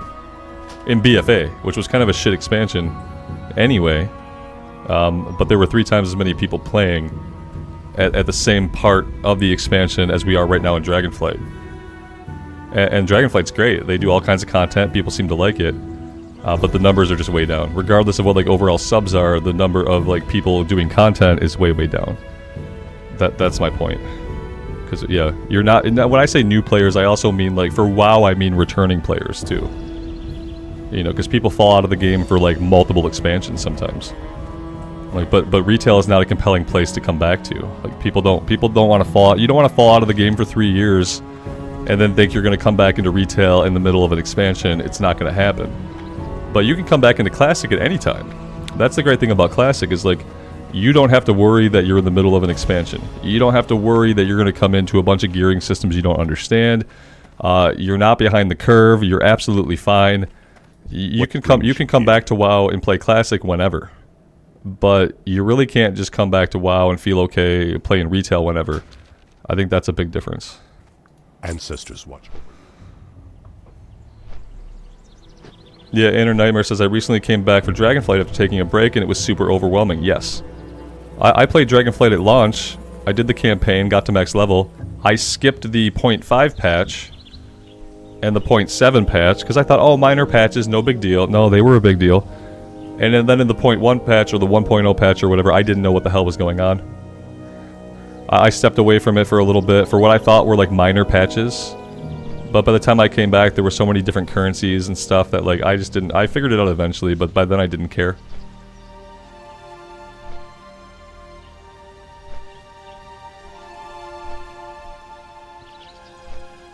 Private Gem, you came back from Shadowlands to Dragonflight and felt like you were having a mini breakdown. Yeah, it's overwhelming. Especially if you want to do like any group content. Not even taking in like all the currencies. You need to figure out what the currencies are. You need to figure out like what content you should actually be doing, which means you have to look up a guide. It's not only that, but then you get into the actual content itself, and it's kind of nuts. And Janice can't even figure out how to get the Void Elf. And Blizzard thinks they've made it super easy to unlock the allied races. Yeah, Blizzard thinks it's like super easy. Like anybody can just go unlock all the allied races they want. They think it's understandable. They think that the information is out there. They think that you should just be able to go unlock Void Elves right now, Janice. But you can't do it. Because you might not know. Like you need to have like a level 20 something character, I think. Maybe even a level 40 character first. Then you would need to know that you need to go to the embassy, and you're going to ask, well, what the hell is the embassy? Well, it's a very specific building in the cities that you have to go to, and you click on a banner and you take a quest, and like, but if you don't know all that, the game's not really going to tell that to you. And so yeah, even doing something that's supposed to be fun and simple, like unlocking an allied race, it's like if you don't know, you don't know. Go to Wowhead, look up a guide. The game is built for guides, for guide writers, and for add-on developers. That's how it feels like the game has been designed for. It's been designed to like employ people who write guides and to employ people who make add-ons.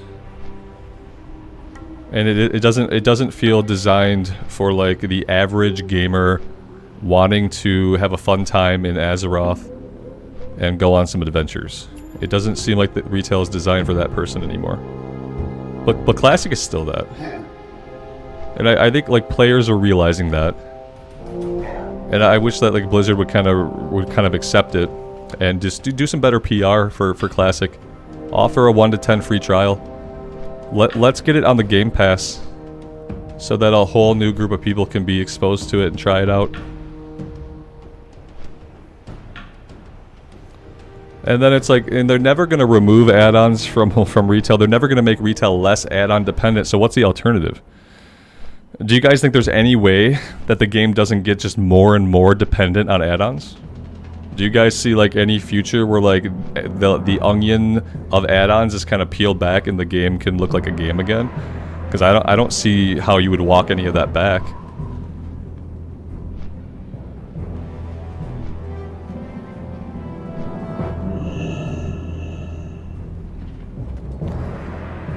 Yeah, you've been enjoying Classic. It's super fun, and you get familiar with all the stuff going on at a decent pace. Yeah, exactly.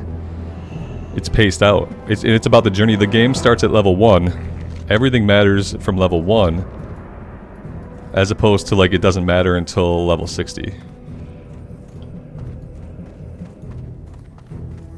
I don't know. Yeah, I saw a video and I just been thinking about it. It's like I think I used to want retail to get better and do better and be better. Unfortunately now, like I kind of just want them to, I just want it to go away. Cuz I don't think like from a gameplay experience it's going to get better for most people. I think that the people that like how it is now, they're going to continue to enjoy it. But I don't think that for new people and returning people that retail is ever going to feel better for them. Because I don't think they're gonna like, I don't think they're gonna simplify anything. I think it would have to be like, simplified in a way that it would irritate the top 2% of players that are the most vocal. If they tried to like simplify things to where maybe you didn't need 27 add-ons to do a boss fight. Or, you know, simplify things to where you don't have to read a class guide to know what spec you should do your class for each and every boss encounter in the game. I don't think they're ever going to simplify it in a way that will be meaningful for most players.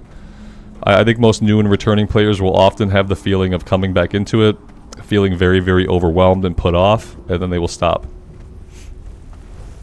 Yeah, a WoW 2, right. Well, we know that's not ever going to happen. And what are the odds that if they made a WoW 2, what are the odds it wouldn't just be more and more and more like retail? You think they'd make a WoW 2 and like bring it back to basics? Because I don't see it. I don't see they would do that. It'd be cool if they did. But then why not just do Classic Plus? Why not go back to Classic Plus and then take WoW in a different direction? Do some classic expansions that keep the game feeling classic. Don't try to modernize the game and cater to something in every single expansion. Just keep it classic feeling, and do more content, and then question mark, profit. It's easy. Profit.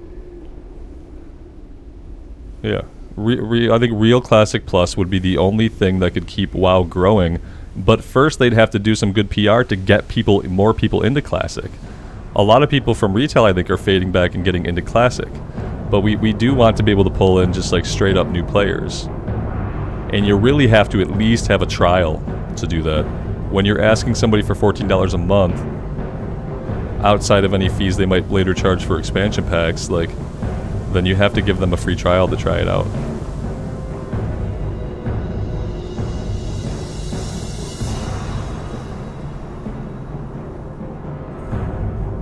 Yeah, Dragon's Bane, I feel the same way.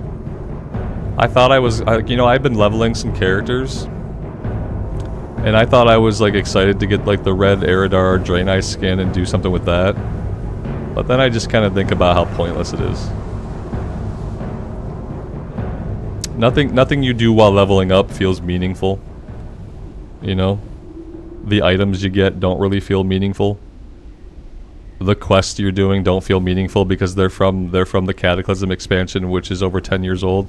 Or you're doing other time-walking content that also doesn't matter anymore. It has been retconned. It's hard to, yeah, it sucks. I want to play it, but I don't think I do. And I wonder how many people feel that way.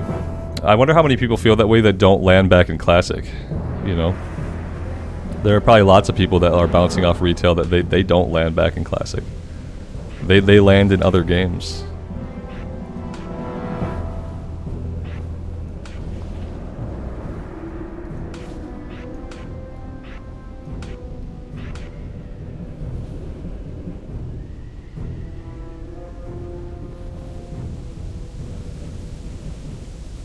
Yeah, I hate dungeons in retail, because dungeons in retail are all a time trial. Everybody wants to go as fast as they can and pull as much as they can, which is fine. Like, I get that there are people who like that, who see that that's a challenge. I'm just not like that. I like dungeons to be difficult in the sense that you have to be careful, that you have to use planning, that you have to have forethought. Not that it's going to be difficult because the tank feels like he has to round up 50 guys before the pull starts. I don't like that kind of difficulty. Yeah. And they have to be looking at the numbers. Like, if they don't give us real numbers. People have to extrapolate numbers based on boss kills, based on keys cleared and stuff like that. So they don't give us real numbers, but they have real numbers, and they have to be looking at it.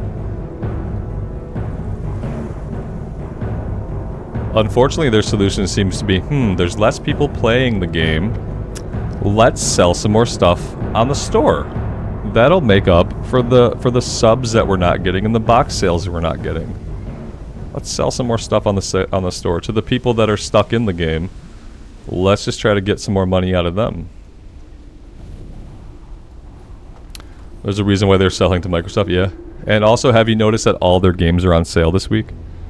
Isn't Diablo 4 like 50% off? Have you ever heard of a Blizzard game coming out and so immediately being on sale as Diablo 4 has been? A couple weeks ago, it feels like they wanted me to pay $80 to play the game. Now it's like 40% off. What happened? Game not doing well? Obviously.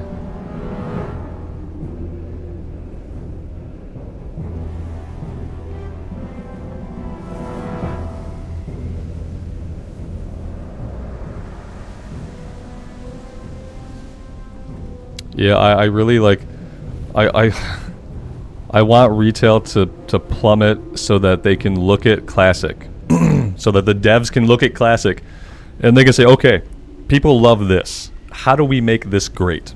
How do we do more with this? Like, but I think it would take something absolutely drastic.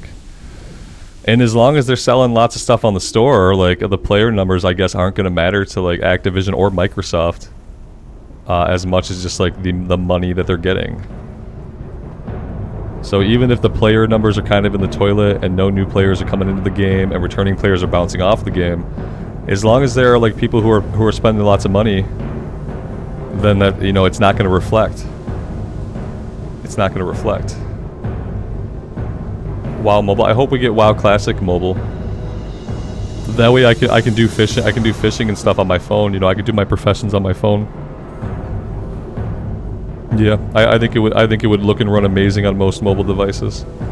We should get Classic Mobile, and we should get Classic on the Game Pass. Because we have the technology. Now the key bindings and stuff, like, I don't know how you make the key bindings work.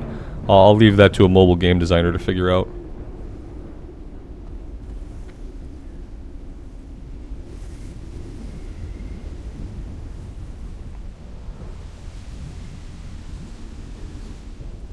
Yeah, and it's like, unless they figure out that they can do more with Classic and that that's what people want, then the success of Classic is going to be tied to the failure of retail. You know what I mean? Because Classic gets to thrive, I guess, like, as long as retail is doing okay. But if retail is plummeting and they don't pivot their energies into like a Classic Plus type of scenario, then maybe eventually retail can drag Classic down with it. It's kind of what I worry about.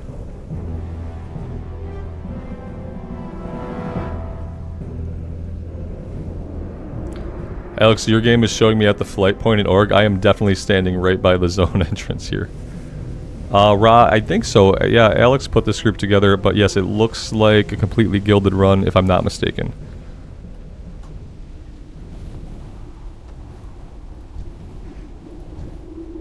Yeah, I think so. Mm-hmm.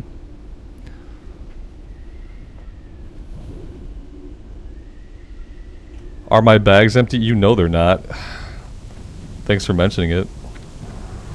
You know they're not empty. Slim Blood isn't. and thunder. Okay, well, why not? Well, why not?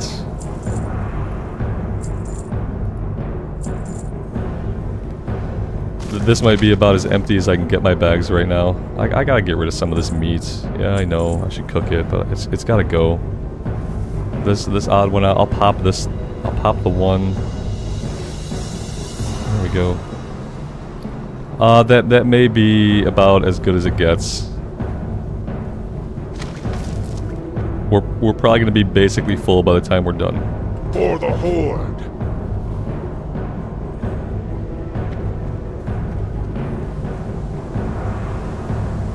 Kira, we're level 16. Alright, well, I'll take it. Thank you. I appreciate that.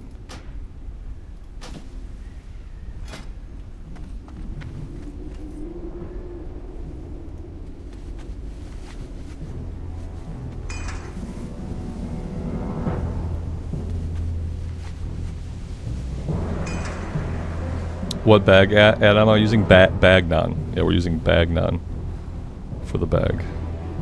Combined inventory.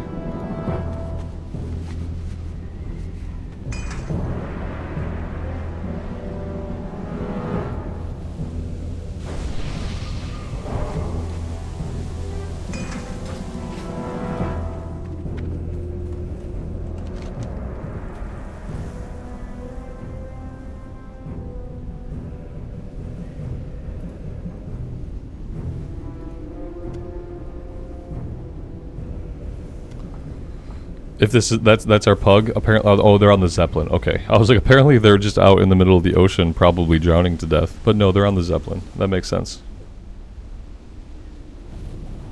That makes perfect sense.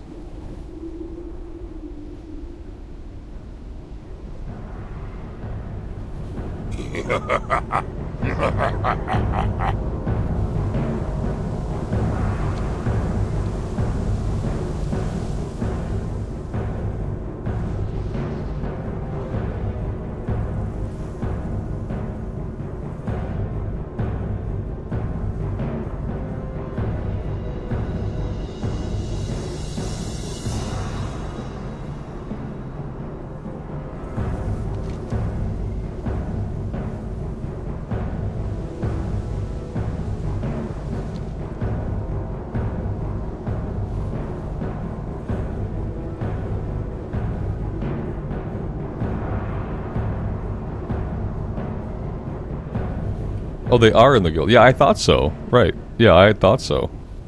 I knew I recognized the name. Okay. Cool. So fully gilded then. We're good. Are we almost good to go in? Almost.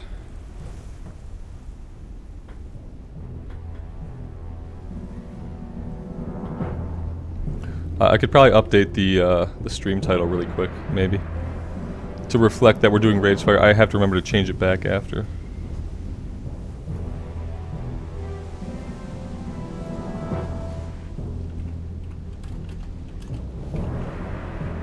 There we go.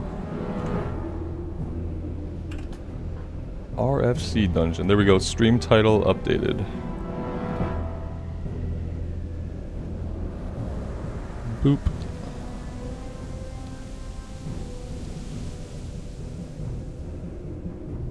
Yeah, I did share the, I shared out the one from Undercity. See, look at this, we're losing a couple of things here. Already got some gray quests going on.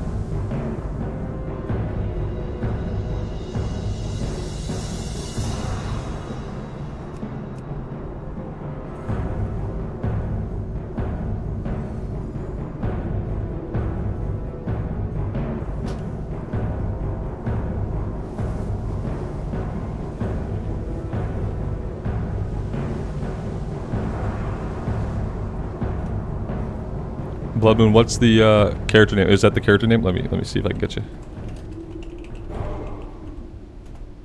Oh, someone already got you. Okay, cool.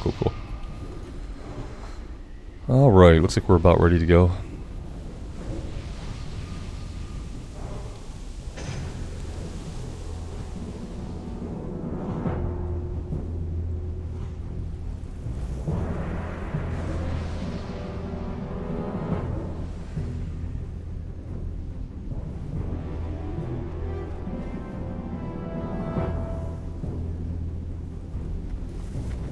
I got lunch, which is really inopportune timing, but it's really good anyway. I might eat a few bites here, really quick.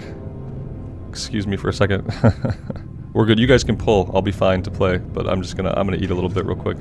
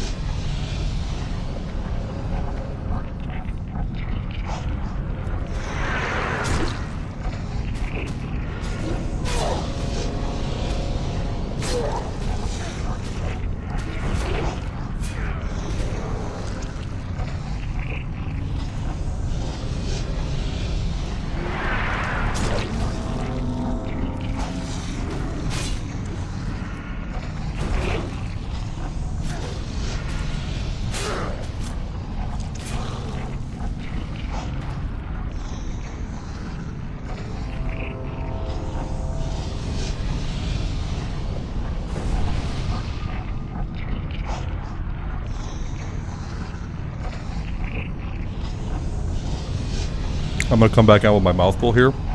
It's absolutely important to say that Classic is new player friendly. It is more new player friendly than retail, and we just talked about. I ranted about this for like a half hour. It is more new player friendly. You have more time to learn your abilities. The game makes more sense. You have a longer leveling journey, which means you get to learn the game and actually learn it. You don't get a billion abilities every single level. You don't have to use 17 add-ons to play the game properly. Classic is, in fact, and it should be obvious because it was the first iteration of the game, it should be obvious that it is, in fact, much more new player friendly or returning player friendly than retail. Okay, back to me eating now.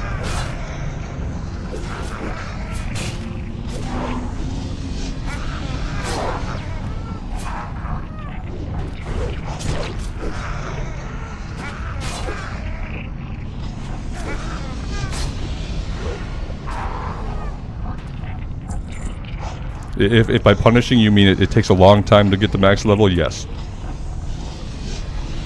If you mean anything else, then I disagree categorically.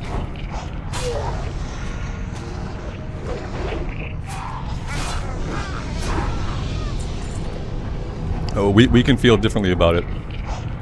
We can feel differently about it. But unfortunately, in this case, I'm correct.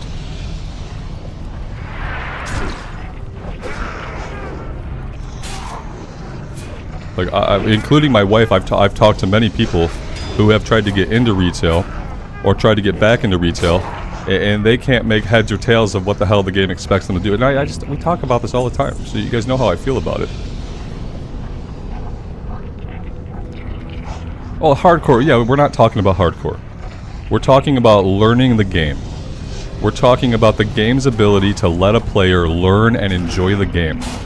That's what we're talking about when we're talking about new player friendly. Yeah, obviously I would never say a new player should come and play hardcore. No, that would be stupid. People do it, it's a waste of their time. But there's no way you can make a compelling argument for the idea that retail WoW is more new player friendly than classic era. You can't make a compelling, intelligent argument that's correct. Because we have lots of evidence and experiences that are very contrary to that. And like putting that kind of idea out there, that retail is the place that people should go if they want to get into the game, that is what stops new people from getting into the game. Because they get into retail, they do Exile's Reach, and Exile's Reach, okay, cool.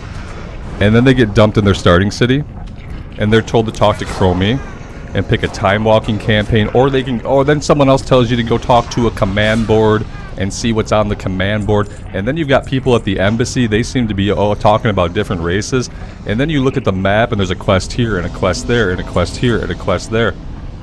No. A new person trying to get into retail is gonna be grossly overwhelmed. They're gonna play the first 10 levels through Exile's Reach. They're going to get deposited in their major city, and then a lot of them are going to bounce off the game. Because what the game wants you to do after that doesn't make any sense. Because all the game really wants you to do, the game wants you to go to the trading post. When you're level 10, you get out of Exile's Reach, the game really wants you to go to the trader's post. That's what it wants you to do. And it guides you right to it.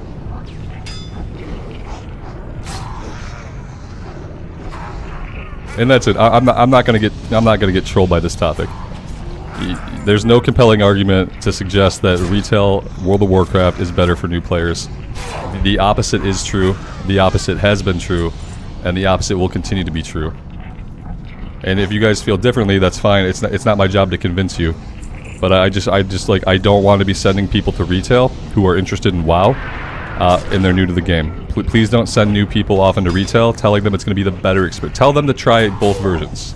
Because they have both versions. If they have access to retail or classic, they have a sub. So please do not guide people to retail here and tell them it's the better new player experience. You can suggest that they try both versions and decide for themselves, but I would rather people not be making up complete fallacies. That would be my preference. Thank you. The Trader's Post is the in-game shop. It's one of the first quests you get once you get out of Exile's Reach.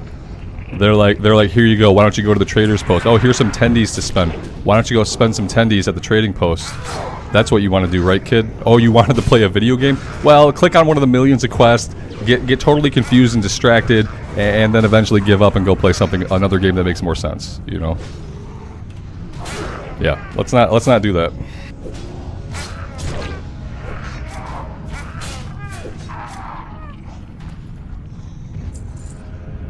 Well, let's just and now I'm done talking about it. And now I want to take some more bites of my food. Thanks.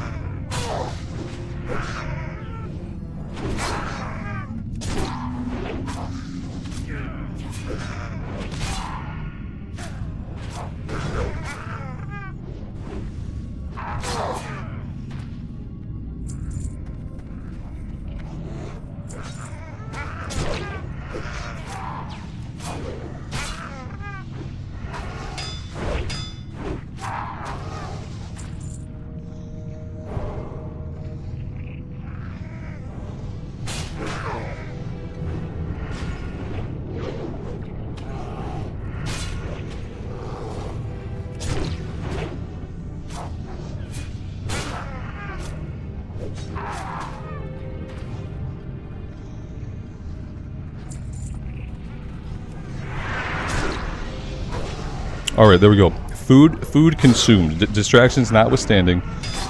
All the food's been consumed. We're good to go now.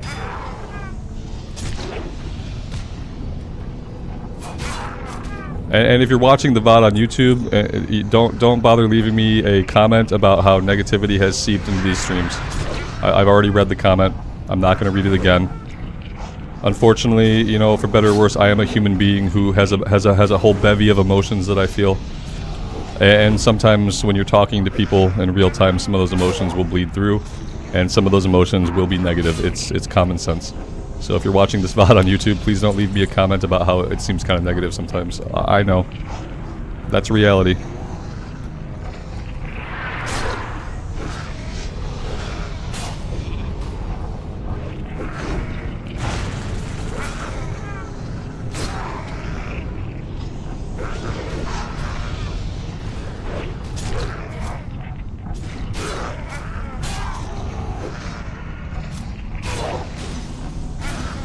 No, the negativity happened when people try to give wrong... I get angry when people try to give false information. which is fine. People are allowed to have emotions, and people should have reactions to things. That's part of being a human being.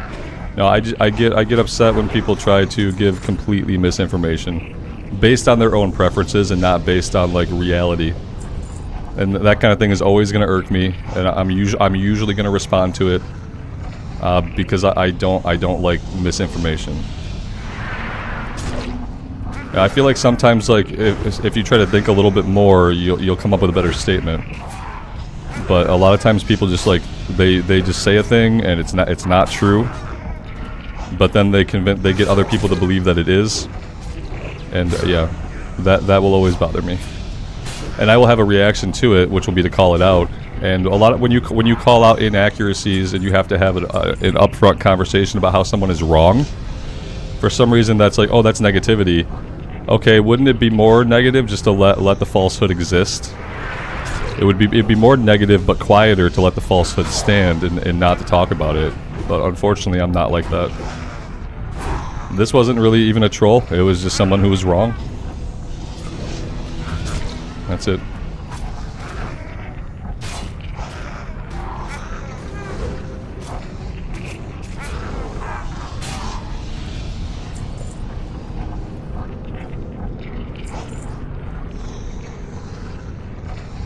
Well, let's see if are we going to pull out?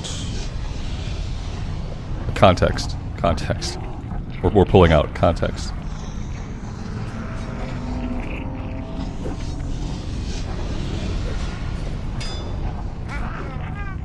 I learned yesterday that they're not chained together, that you can pull these ads without pulling the boss. And I never knew that. That's why I'm fine to not be tanking anymore. Because normally I would have just charged this, because I would have thought they were all linked together, and that any attempt to pull one of them out would have brought the boss, but that's not how it works. Which is why I am happy to have other people tanking. Raider Short Sword, read on that.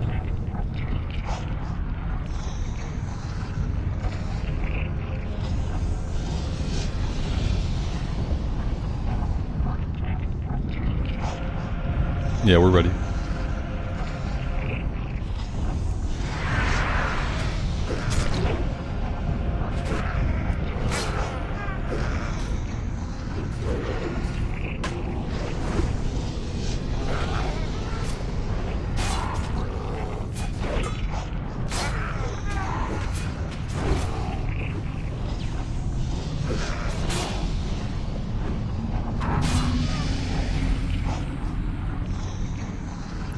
Very well done. Very nice.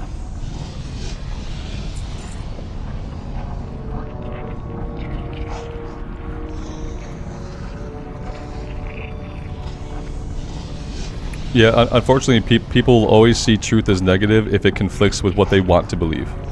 That's the problem with a lot of people nowadays. Is that people will find the truth to be negative if they're confronted with it, if it's not what they want to believe or to be true.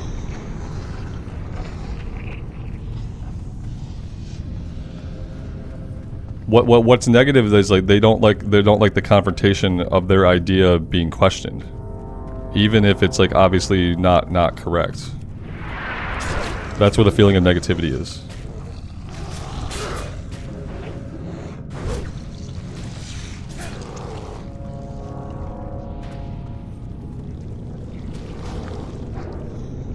Like, it's obvious to see like one game is a simpler, more easy to learn game, and one game looks like hot garbage. Go onto Twitch right now and try to find somebody playing retail, and look at their screen. If you're not a retail player and you're not playing at that level, you will look at their screen and you will have no idea what the hell is going on. You won't know what any of the add-ons are doing. There will be 17 bars, a bunch of buffs, timers over here. You'll see this much of the screen. What you do then see of the screen is going to be full of spell effects. You're not going to be able to tell what the hell is going on. And then come into Classic and look at the screen. Come into Classic and look at the ability bars. Come into Classic and look at the effects that are going off. One game is really easy to understand what's happening, even if you're just a person watching it. And the other game is indecipherable, often even if you're a person who plays it on and off. One game is indecipherable to even look at, and the other game makes perfect sense what's going on at all times. And so that's why I say factually, Classic is going to be the easier game for a new person to pick up and learn. Are there things that are more time consuming about Classic? Yes, you have to run more. Yes, there are less flight points. Yes, there are less graveyards. There are things about Classic that might be tedious to some younger people who want to zoom, zoom, zoom. But it's an easier game to learn, to get immersed in, and to grow with. Because you can tell what's going on, even if you're an observer who hasn't really played.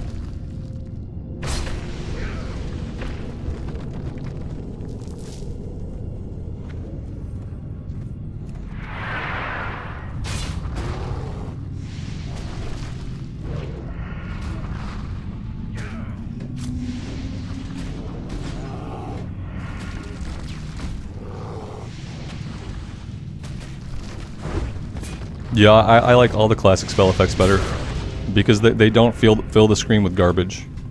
Because you can play in a group of people, in Classic you can play in a group of people, and we can all be doing abilities, and you can still see the target, you can still see the ground around the target, you can still see the other players. And in retail that's not true. In retail, all the spell effects go off. Unless you have your spell effects turned way down, you will not see the mob, you will not see ground effects, you will not see the other players.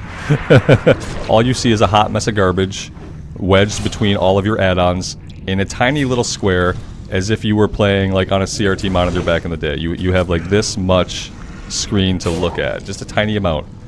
And the rest is bars, add-ons, warnings going off, timers you're tracking, and other garbage. Like the add-ons, like paying attention to the add-ons is now most of what retail is about. You're mostly playing your add-ons. You're playing your add-ons, and you're playing your 17 mini cooldown abilities that you have to cycle through when your add-ons tell you to do so.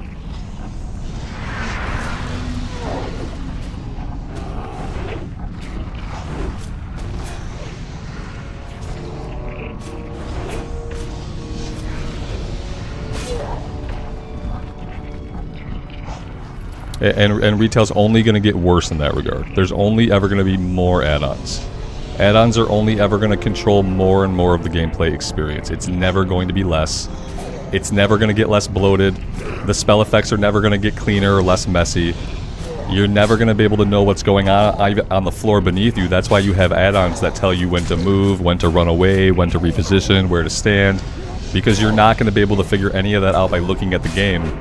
You need to figure that stuff out in retail by looking at your add-ons.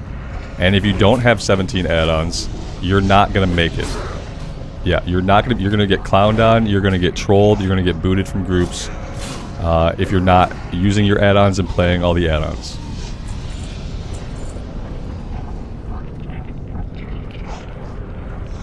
Whack-a-mole. Yeah, it's every aspect of it is whack-a-mole. Yep. All you're doing is reacting to your add-ons. You're not even really playing a game.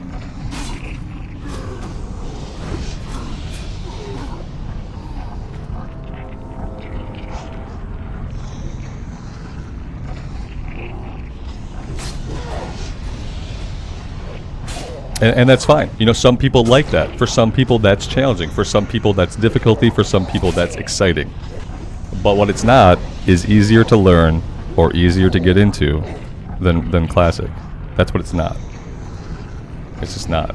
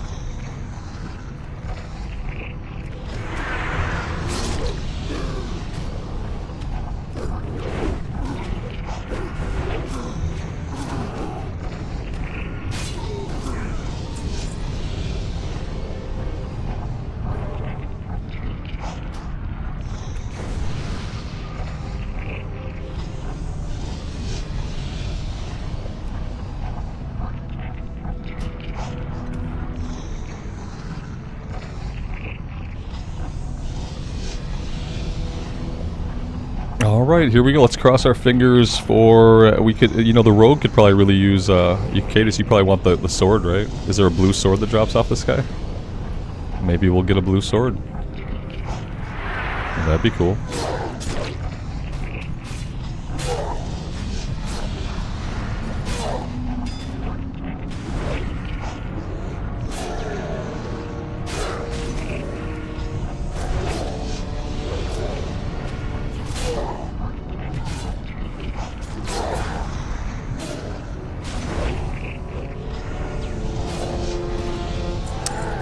Instead, we get the subterranean cape. Yeah. Okay. Cool. Cool. Cool. I will agree on that. Don't really need that very much.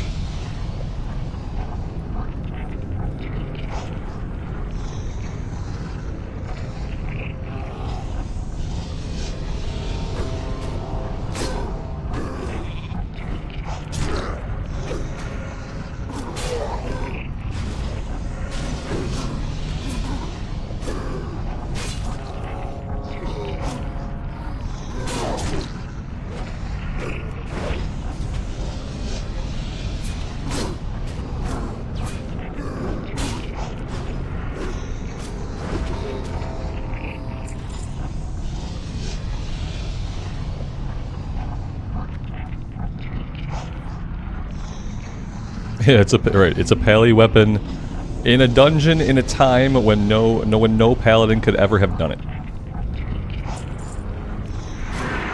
Or well, you know, it could be a shaman weapon too. I guess a shaman could wear it. Maybe. If you wanted to go like two-hand enhancement build, it would be okay.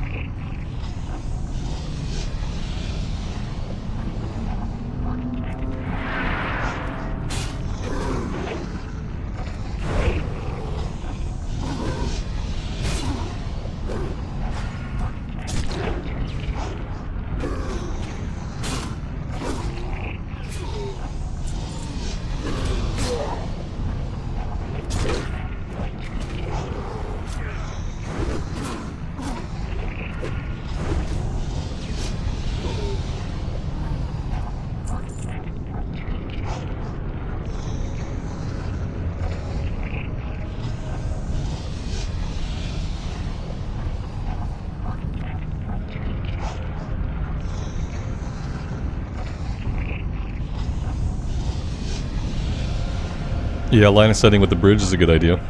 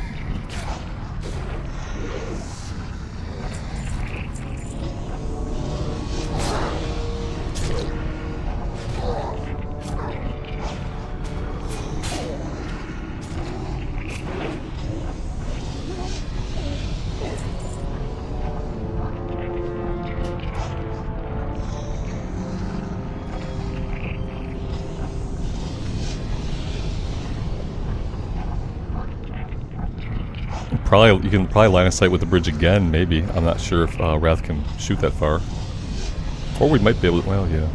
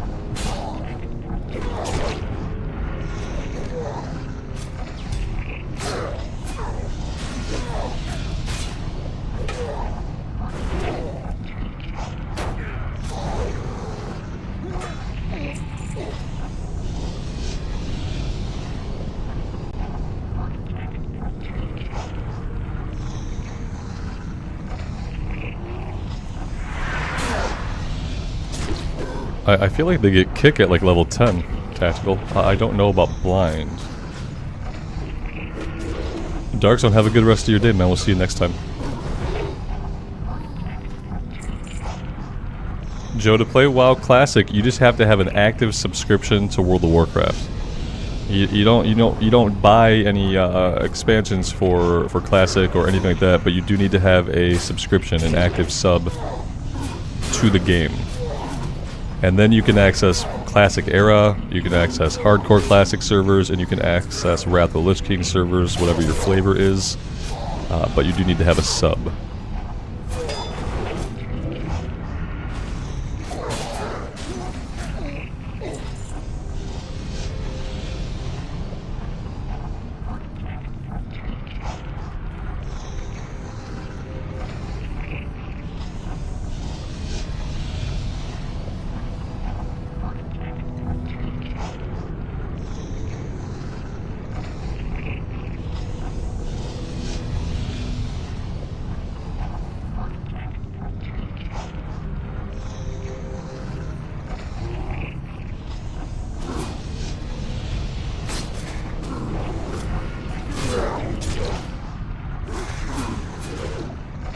It depends on where you're at in the world. Here it's $14.99 USD, but I believe that pricing is a little bit different depending on where you're at.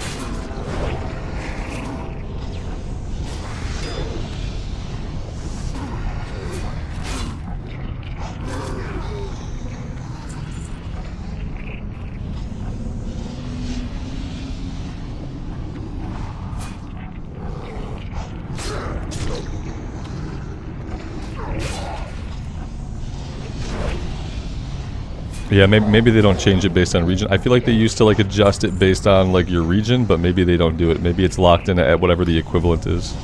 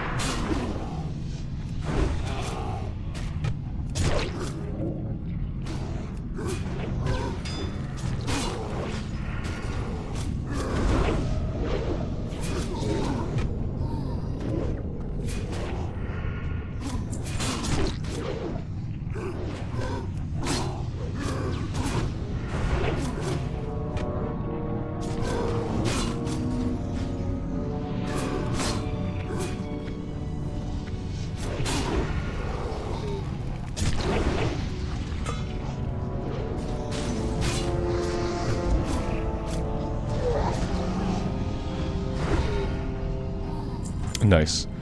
And another robe of evocation.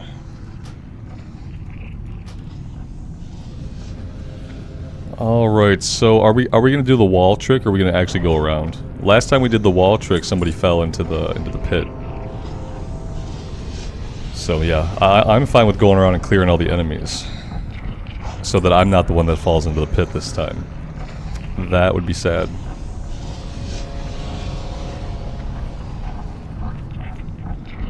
Now, gouge you can do out of stealth. Gouge you can do right to their face.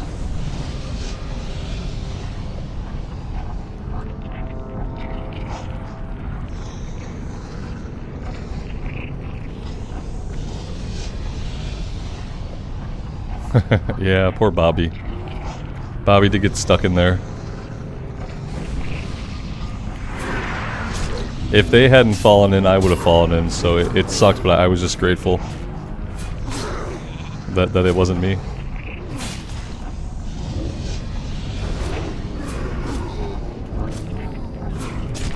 And if there's ever a time to get stuck in a hole, it's you know, when you've almost wrapped the dungeon up, you know.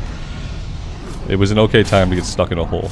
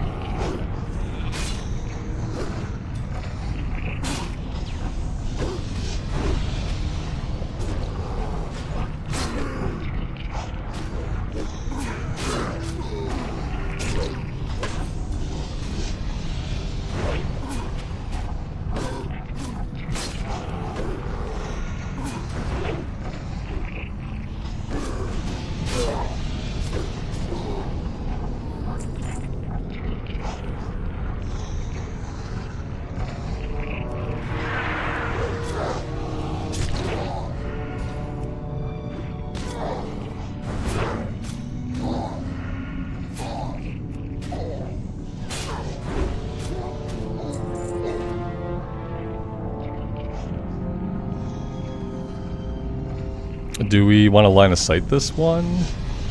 Maybe? Yes.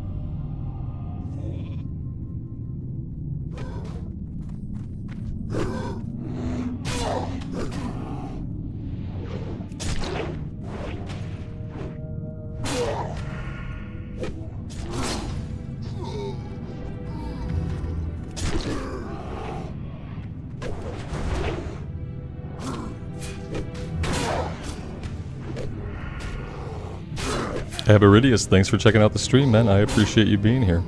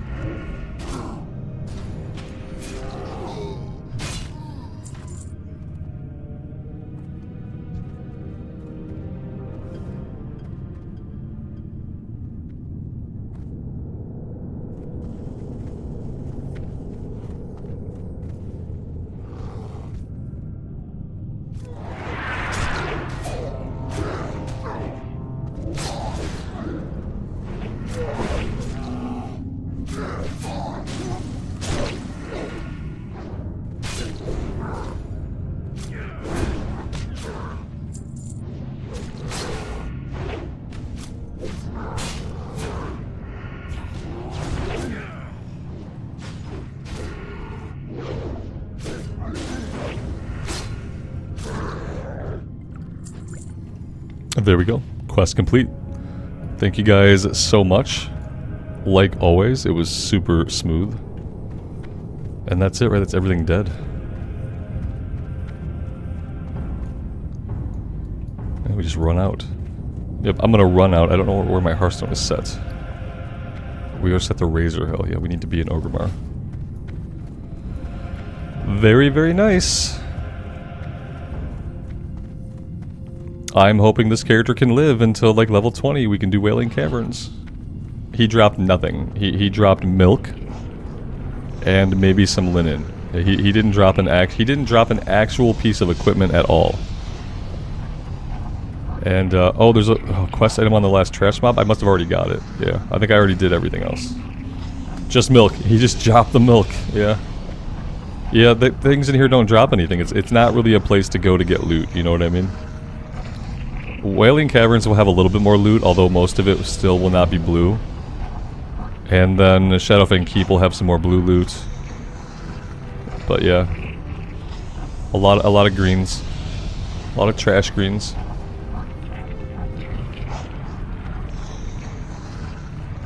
I think by Wrath of the Lich King they went back through and they added actual items to the bosses. Is this the way? Is this the way? Yes.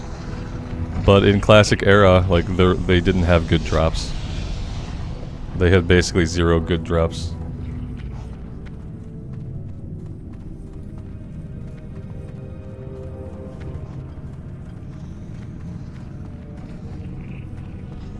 Yeah, it was Slim Creeper's first time healing on hardcore. First dungeon on hardcore and first time healing. That's amazing. He did a great job.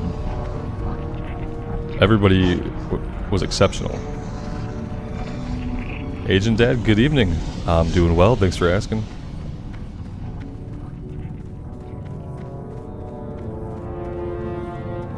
Alright, so yeah, we'll turn this one in. And then I think we need to head back to Tirisfal Glades and Undercity. We have a quest to turn in there as well. And what we need to do is we need to start knocking off some of these level 10 quests, though. We have a bunch of level 10 quests that they're just waiting.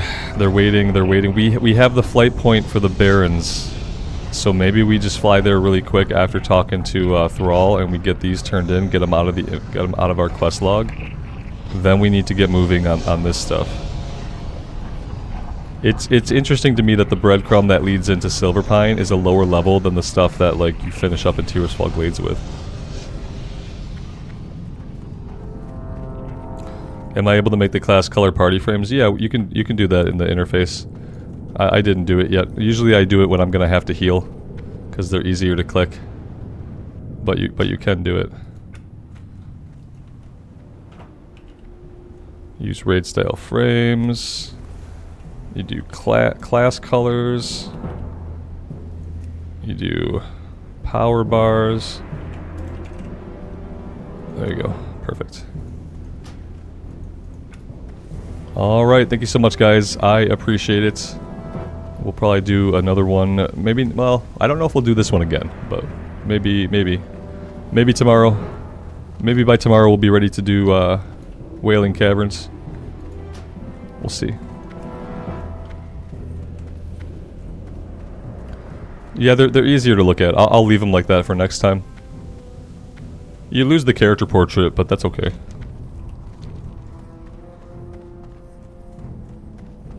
Oh, Agent Dad. Oh, man. I know how scary that is. Like, last winter my kid had a fever that was up at like 104 degrees, which is higher than I ever saw it. And it kept going up and down, but it took a while for it to, like, come down and be normal. And he didn't go to the hospital, but we took him to the doctor, and they were just like, well, it'll come down. It's like, it's not coming down. It's been 104 for 3 days. It's scary stuff, man. It's scary because, like, you can't do anything about it. You can do what you can do, but otherwise it's, like, out of your control. You often wish that, like, you could just be the one that was sick, you know? You'd rather it just be you.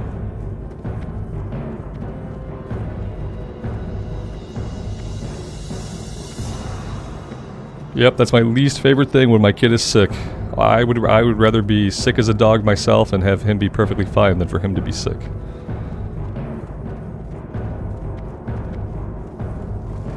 Loktar, friend.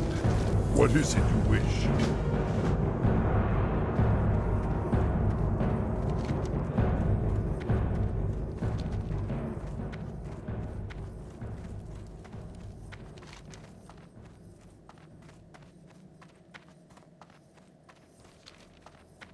Apparently we have to go back and speak to this guy again. A little bit more running around, apparently. I also have mail.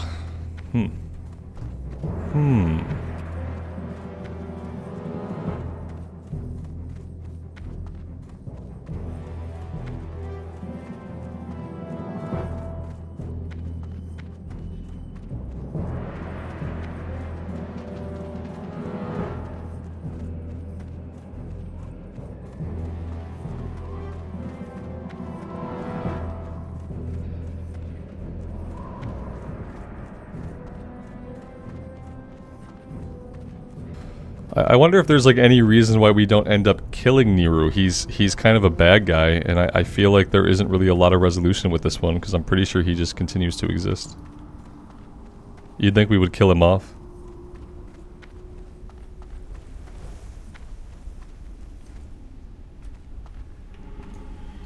Thrall, victory!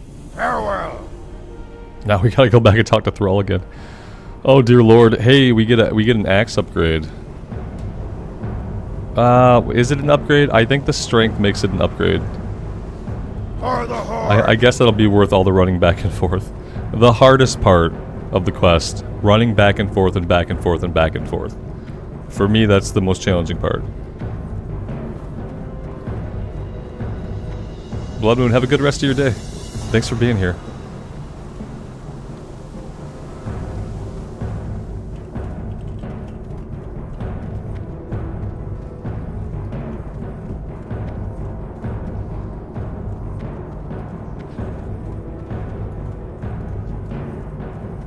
We are level 16 today.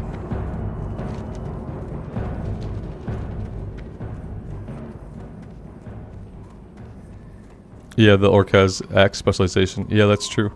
I like the sword though. The sword's been fun. It's been fun to use the giant sword. But yeah, we'll go back to the axe for a while.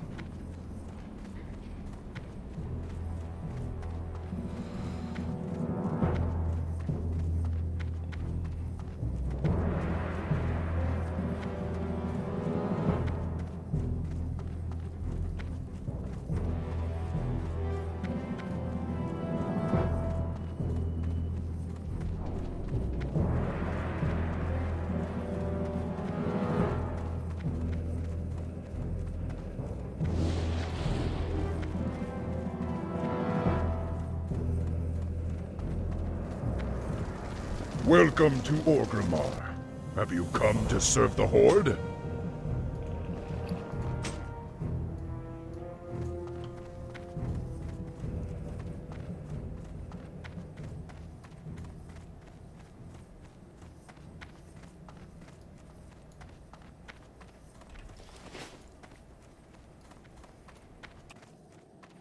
Alright, so my plan is to fly to the Barrens. I want to get this stuff turned in. And then we need to go back over to Teosfall Glades. We need to get this one turned in Undercity. And we need to wrap this stuff up. Destroy the Demon Seed. I think we do that somewhere in the Barrens. The Cape starts a quest line.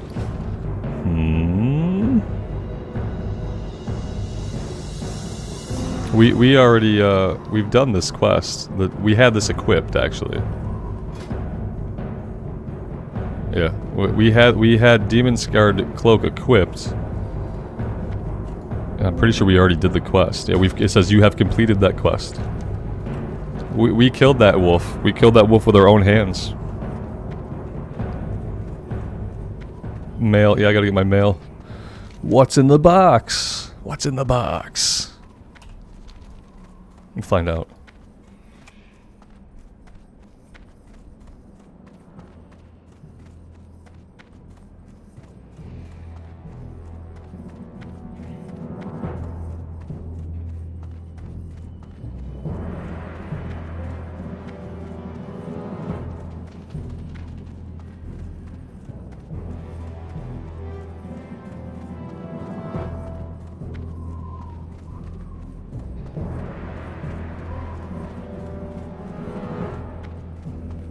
It was a 7 reference, yeah.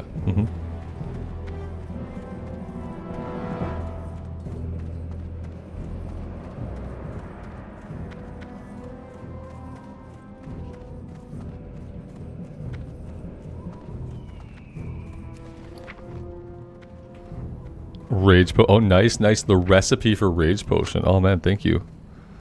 That's really awesome. But can we learn that now?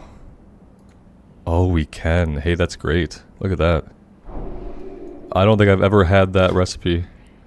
Rage Potion needs Briarthorn and Sharp Claws. Okay, well, we'll have to make sure that if we come across any Sharp Claws that we're not just vendoring them anymore.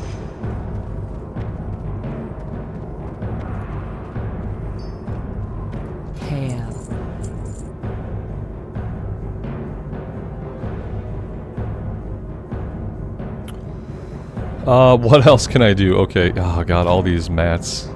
Part of me wants to just sell all my herbs to clean out my inventory. Be careful. That's what part of me wants to do. But I'm not going to do that right now.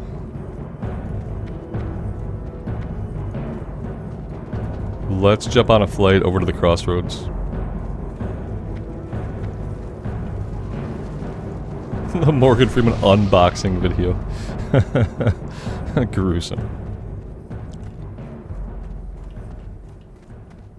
It's a mana potion for warriors. Yeah, basically. Could put them in the bank. Yeah, I could just pop them into the bank. I could have done that.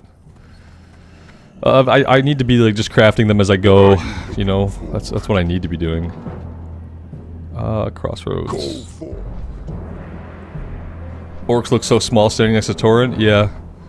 Tauren look like they're moving really slow compared to any other race, so it's kind of a trade-off. Yeah, I think on future characters, I'm just gonna go herbing and skinning, and I'm just gonna at low levels, like until level 20, I'm probably just gonna vendor everything. It would be so much smoother, and I'd probably make more money if I were vendoring stuff. Because right now, I'm sending stuff to the bank alt sometimes, but I'm not always jumping on and putting stuff on the auction house. So yeah, I've never been in a situation where having a profession would have saved my life. It's nice to have alchemy, you know, for the potions, obviously. On this character especially, it's nice to have the potions. But, you know, you can buy health pots from, like, vendors and stuff. What level are we now? We're level 16. Yeah, it's been going pretty well. Although we got the other warrior killed at 18, so we have a little bit to go before we pass that point.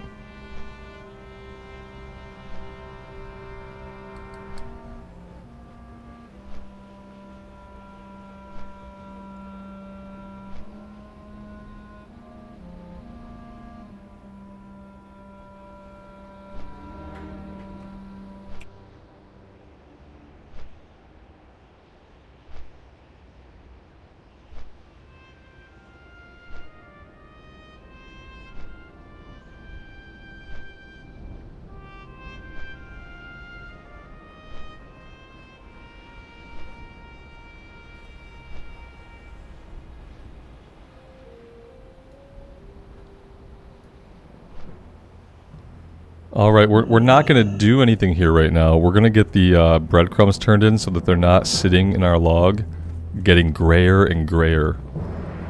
We're just going to turn them in. Glory to the Horde. Alright, nope. Strength.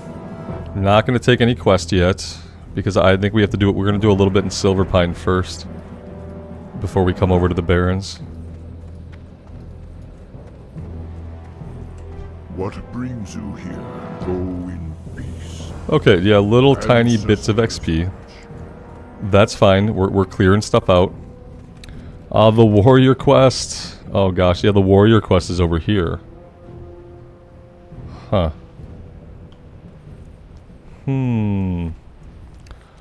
I should maybe go do this. I guess I should go do this warrior quest and get should I get defensive stance finally? I guess I'm gonna have to do it eventually. I'm gonna have to do it eventually.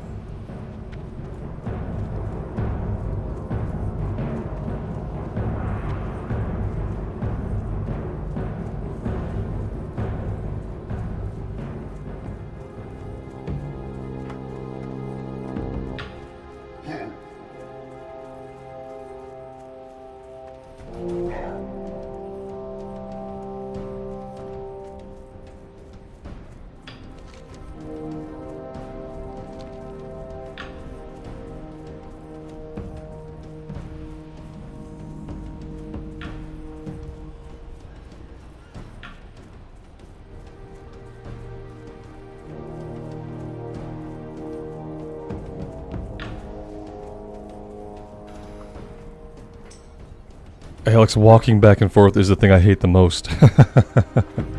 It's the walking back and forth, the hardest part of Classic. I like going back and forth when I'm like fighting stuff on the way. Maybe we should just be fighting stuff. A lot of stuff is green and gray out here. The axe skill should be okay. Yeah, it's 70 out of 85. We're fine. But yeah, I will attack stuff. If there is stuff to attack, I will attack the stuff.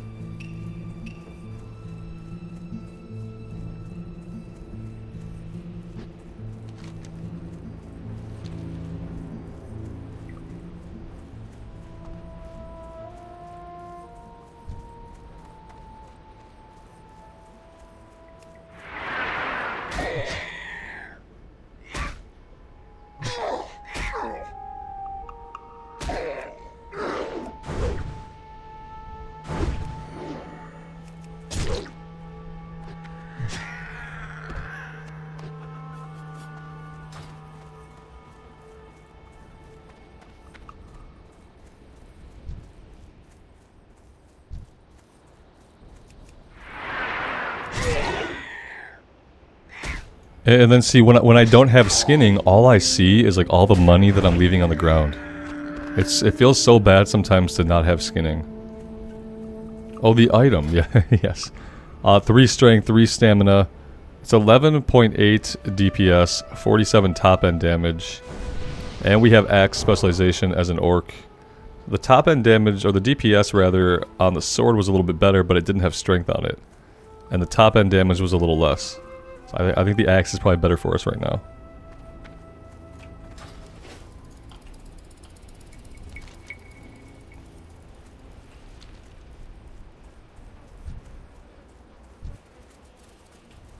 Now, if this guy's not multi-boxing, then I don't know, guys. What do you think? We got two Tauren druids who look exactly the same. It's the same character customization, maybe slightly different in the face. The one is obviously on /follow. And yeah, they're the exact same character. I have a quest in my bag. I've already done this quest. Is this what we're talking about? Here. It's gone. It's gone. I already did that quest. So unless it's another one, unless it's a different quest, then we're good. Maybe I'm missing something. I don't think so, though.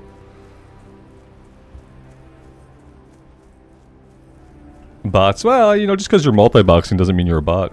No, it looks like multi-boxing to me. It looks like dude is trying to roll up 2 characters at once. Because apparently dude thinks that if he gets into trouble on the one character, the other character is going to be able to help him. Which maybe, yeah, that could work, you know. Like, the one character could be your healer, and you could get yourself out of a bad spot. Strength. Multi-boxing is against the TOS, yes. It is. It absolutely is. Strength. Does this start like a timed quest? Dabu. No. No, okay. Yeah, it's totally against the TOS. I don't know why, really. If you got 2 computers or whatever, and you got 2 accounts, and you want to be there like trying to play both at the same time, it seems like a huge pain in the ass. F's for Rada, dead at level 15 in Skull Rock by a Burning Blade apprentice. RIP. Go forth to victory. Oh god, what's this? Okay. Oh no, this is where Fizzle Darkclaw is, right? Is that where this takes place? Oh man, okay. Yeah, we got to go back into Durotar for this.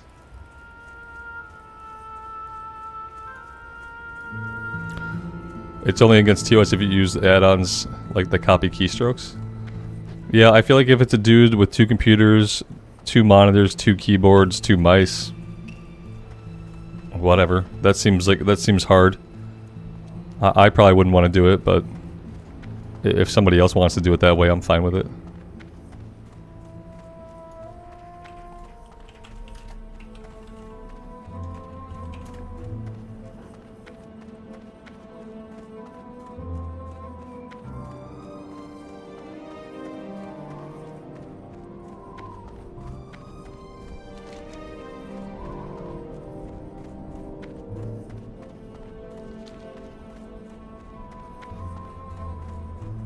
I got him.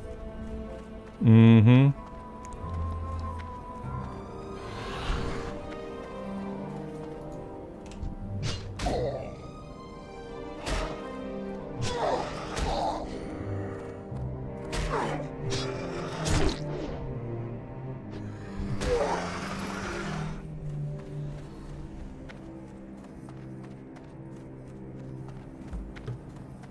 Yeah, you think people would still report him? Yeah, I'm not going to report somebody I see multi-boxing. There are so many bigger problems with the game. Like actual bots and selling gold. Yeah, I would never report someone I thought was multi-boxing. I ain't no snitch.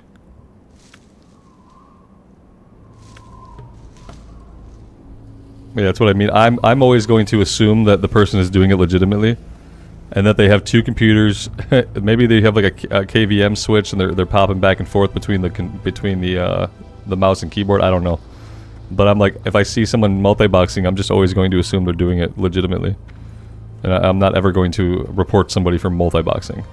If I see a bot flying through the air, I'm going to report that bot, but not a person who is multi-boxing.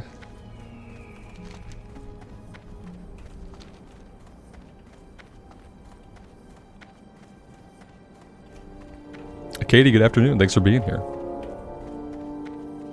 What server? We're on Skull Rock project. Unless it's like 5 tunes. Okay. Yeah, you know what? I'm still not gonna report him. Yeah, if there's a guy and he's got 4 tunes on follow, like I'm gonna have a laugh, but I'm gonna report like what I think is a real bot, or people just having like bad behavior, heinous behavior. Like people having like purposely negative interactions or like getting people killed, like that stuff's more important to me than whether dude wants to multi-box five characters.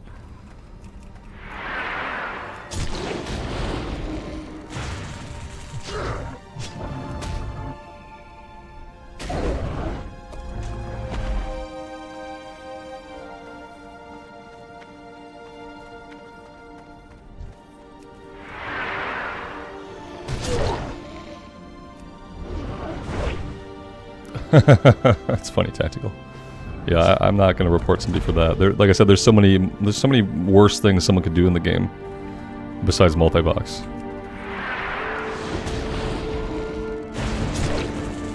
And it could just be one guy with 4 lazy friends.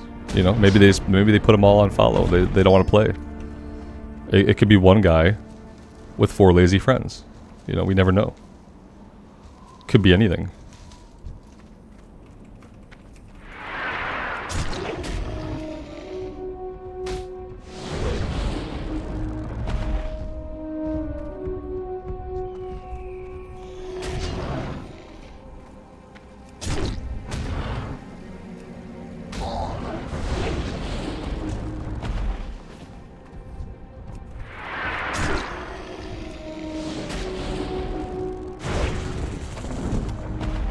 Alright, that is that. We are done.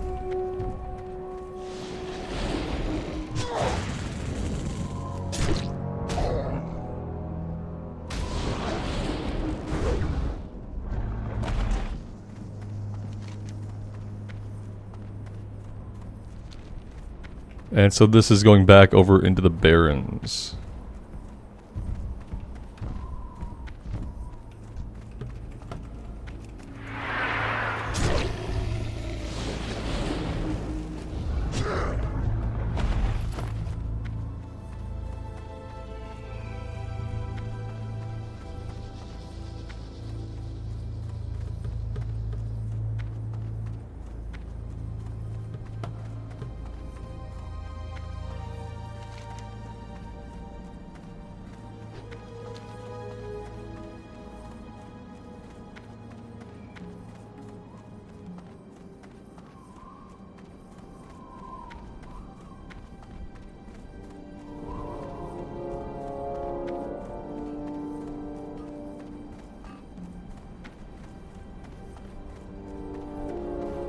How many characters do I currently have? Just this one, and a mage that I don't plan to play right now. So basically just one. We got one character killed. We got the first warrior killed. This is the reroll. First warrior died at 18 in the Barrens. But yeah, right now I'm focusing on just playing this one. Shadera, you're impressed with how well the graphics hold up for a 20-year-old game? Absolutely. Yep. I think if more people who don't play WoW came and played Classic, they would have that exact feeling. It's because they went with a very, like, distinct art style. They went with a very distinct art style, and when you pick a distinct art style over, like, realism, The graphics hold up a lot longer. And obviously, like, we're playing at a much better resolution. We're playing with like ray trace shadows that have been worked in over the years. The game could not have looked like this back in 2004. There wasn't hardware that could run it like this. A lot of the things like the ground clutter and the shadows were not in the game in 2004. Like when the game launched in 2004, you didn't have shadows. You didn't have shadows. They put those shadows in the Burning Crusade, which was the first expansion. And for a while, like I remember my computer couldn't run it with the shadows. What do you need? So yeah, the game looks good because like it can be scaled up really well to like modern day resolutions. For the Horde. Because they picked a distinct art style over trying to go for like any kind of realism. Go with honor. Now what does he want us to do? Where's this guy at? Is he in... I don't know where he's at. That's the fire one. Crossroad Conscription. I'll have to read the quest. Hermit dwells atop the hills east of the crossroads. So this is him. Okay, this is him. Okay, great. Oh, we have defensive stance. This is the next one. I don't have to do this right now.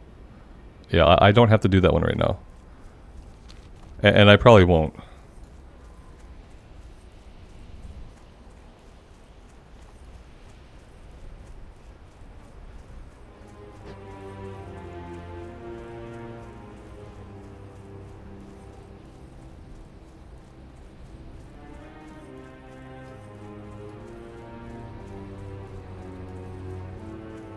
Katie, that's awesome. I'm glad to hear that. Glad you're having fun.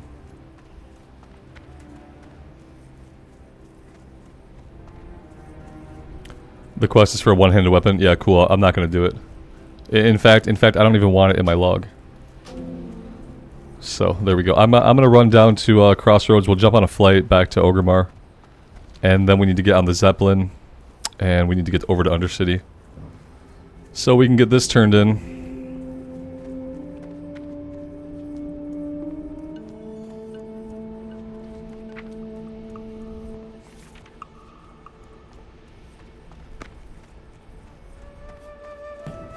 Dave, you think I should sunder armor more? Fair. I usually don't use sunder armor unless I'm tanking for like the additional threat. Is it only a defensive stance? That I'm not sure. It says it requires a melee weapon. Maybe it doesn't require a defensive stance. I kind of thought it did too. But apparently it maybe only requires a melee weapon. Because like shield bash requires shields, requires battle stance, defensive stance. This does not have a stance requirement.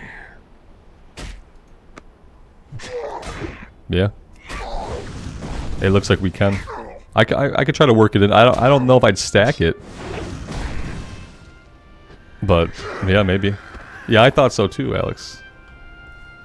It eats rage. Yeah. How much do I do? Yeah, rend is only 10. I'll keep it out. I might hit it sometimes and see if I can feel any difference. It's never been an ability that I've worked into the Arms Warrior rotation.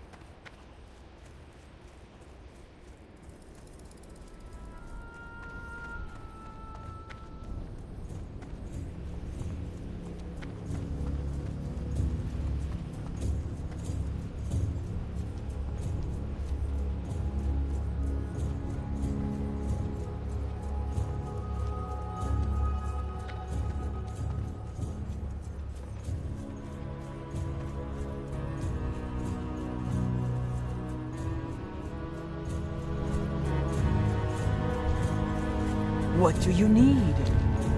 Go with honor. Farewell. Well, the next thing we kill will probably hit level 17. Loktar. Strength.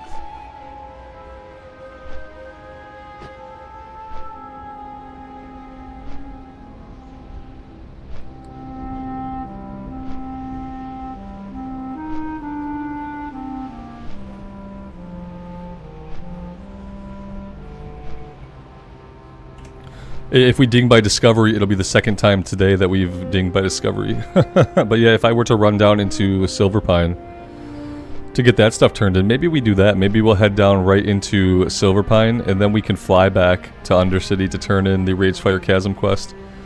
I want to kind of get this going. These are level 12. We'll have these for a minute. But there's a couple of level 10s out of the Sepulchre that are going to be gray. And at least one level 11 quest that might be gray. So I feel like we want to get that going. We're farther ahead of the leveling curve than we were on the last warrior, because we've done stuff in Durotar, Mulgore, and Tirisfal Glades. And on the first warrior, we went into Mulgore, but we did it really late, and most of the stuff we did was gray. So I feel like we're a bit ahead of the leveling curve here.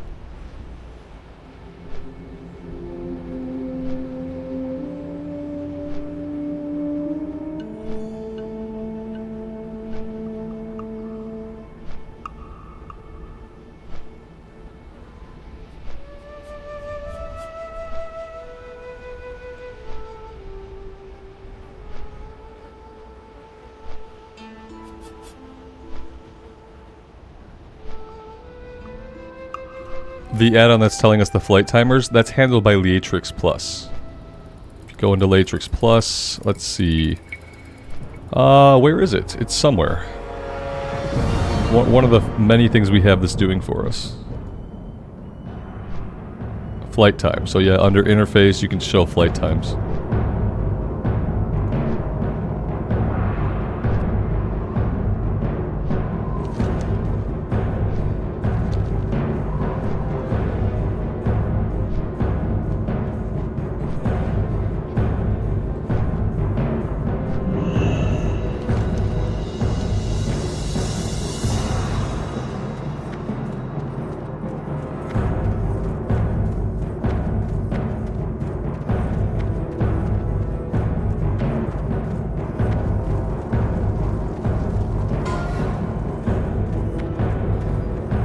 Oh, Bushman, dead at level 1. It's a good time to die. Yeah, level 1 is probably the best time to die.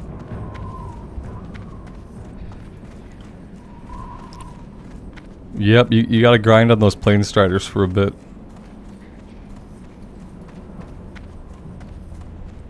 But yeah, it's a good time to go down. Like, level 1, perfect, go again.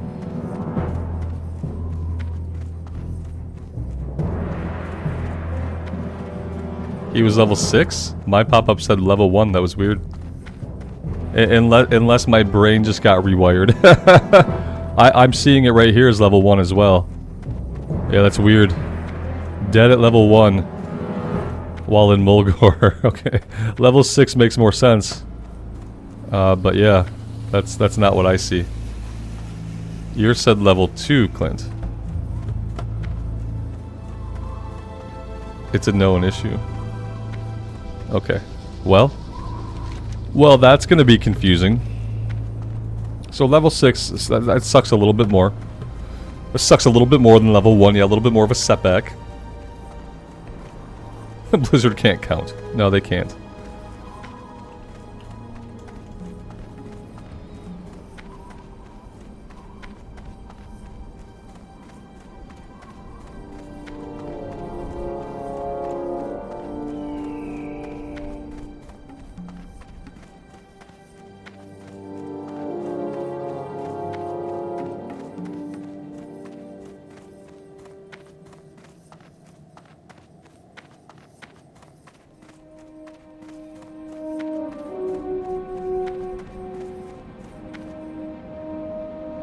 Some people would like to see the updated character models in Classic. I don't really want to see the updated character models, but I would like to have more character customization options. I wish they could work in, like, you know how they have like a bunch more hairstyles and stuff in retail? I wish they could work back in like lower res versions of some of the newer, like, different haircuts and stuff like that. But I don't know that I would want the upgraded character models. I'm not sure. Well, I mean, I don't think it's because they'd stand out.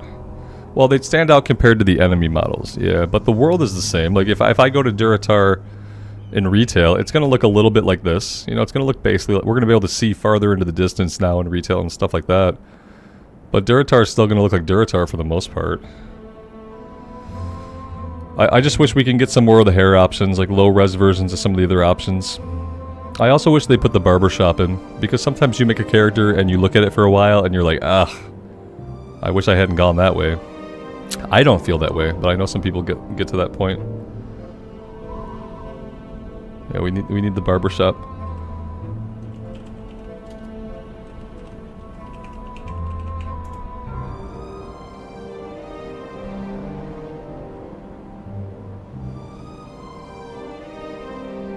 The Tauren tribal paint options. Okay, yeah. Yeah, like the tattoo options and stuff that you get in the character creator in retail.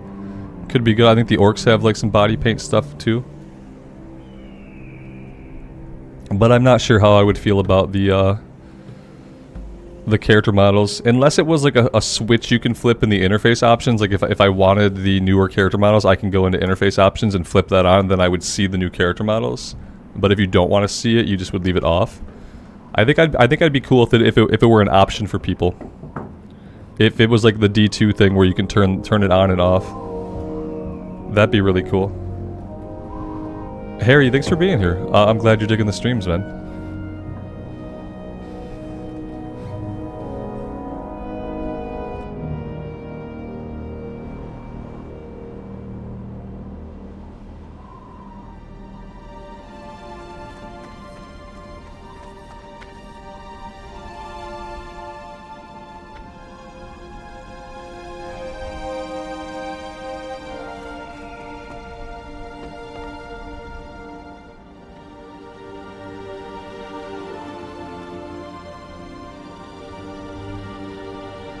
Some private servers have that switch.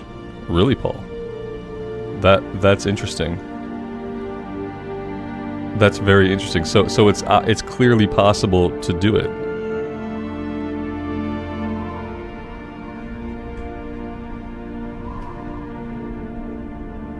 It's clearly possible to do it.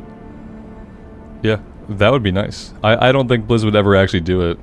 They seem opposed to like taking good ideas from private servers.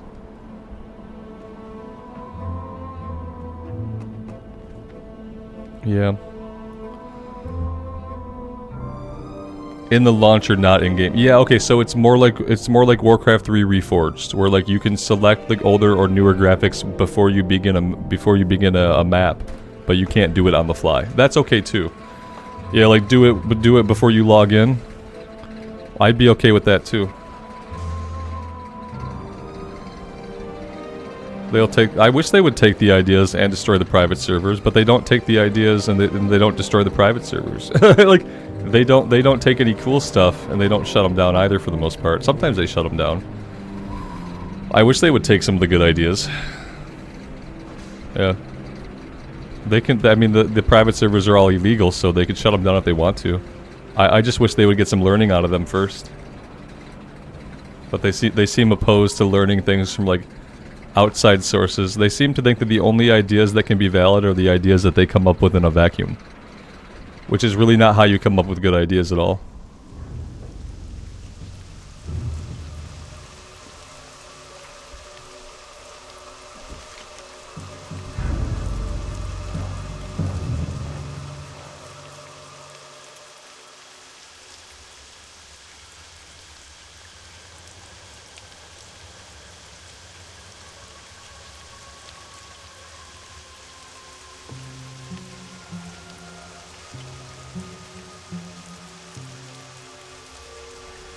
It's been raining everywhere we go.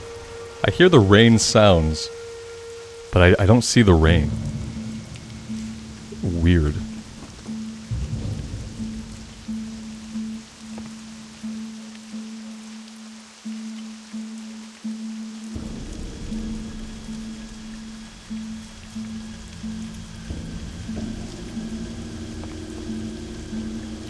No, Dave, it's more like, so what can you bring to this company? And they say, well, I've watched a lot of Disney movies. And that's who they hire. That's who they hire to work on retail. People who grew up watching lots of Disney and hanging out at Disney World for fun as adults. Yes, that's why we have Disney villains in retail now.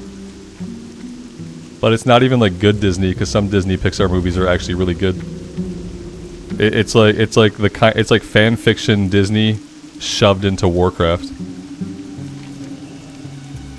Because half the people that work at the company are pretty young, and they're of a generation where they grew up on the newer Disney movies, and their idea of a good time is like just going to Disney World just to hang out by themselves for an afternoon. And now everything in WoW looks like Disney. And then the way they do villain voices, they have like the most horrible, atrocious voices for their villains, because they run them through like whatever it's like the evil bad guy synthesizer, and they think it's good, you know. You can't even listen to the dialogue and figure out if the dialogue is good, because the voice is so like atrociously generically bad. Like Razageth's voice, Iridikron. Like it's like, I'd say they're like Saturday morning cartoon bad guys, but that does a disservice to like really great Saturday morning cartoons like Beast Wars Transformers and things like that. So I don't even like comparing them to Saturday morning cartoon villains.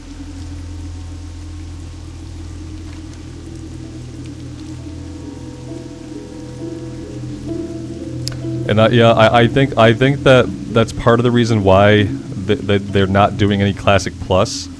And that they're probably never going to add content to Classic, because the people that work for Blizzard, like, they don't know how to make Warcraft content. You know what I mean? Like, if you think about what Warcraft really was, and like the origin, like the source material that it drew from, nobody that works at Blizzard now, nobody experienced any of that stuff. You know, they grew up on Disney, not He-Man and Thundercats and Warhammer.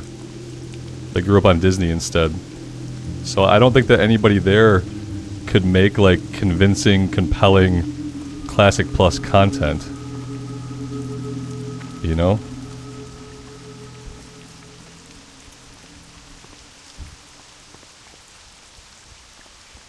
But yeah, I don't know.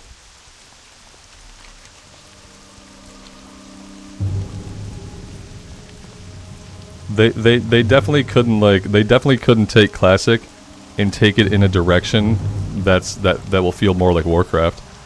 If they were to take Classic and do Plus content and make new expansions, I feel like we would just be right back heading toward Disneyville. That's kind of my worry. They should pay Metzen $1 bazillion and have him put a team together to come back and do Classic Plus and just take the expansions in a totally different direction. That would be the only way that it would be good.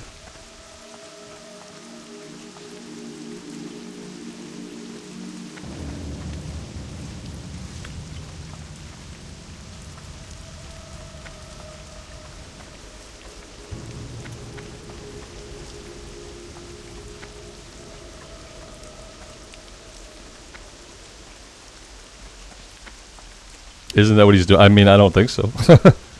No. No. I think they're having Metzen like consult with them on something, but if they're having Metzen do anything right now, it's going to be retail stuff. Yeah, they're not going to have him come do anything for Classic. They don't give a about Classic.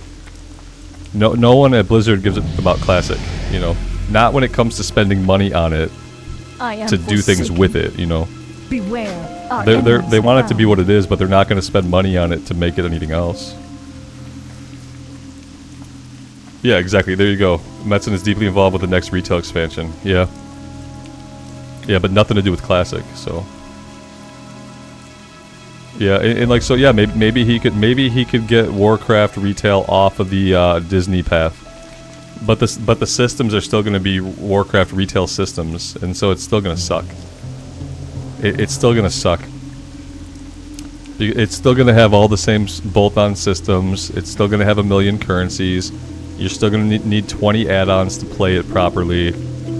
You're still going to have to read guides to learn how to do anything when your class changes. So, like, just Metzen coming back and working on retail WoW, it might make the story and the setting feel more like Warcraft, but it's not going to help the problems with the game. That's kind of what I feel, at least.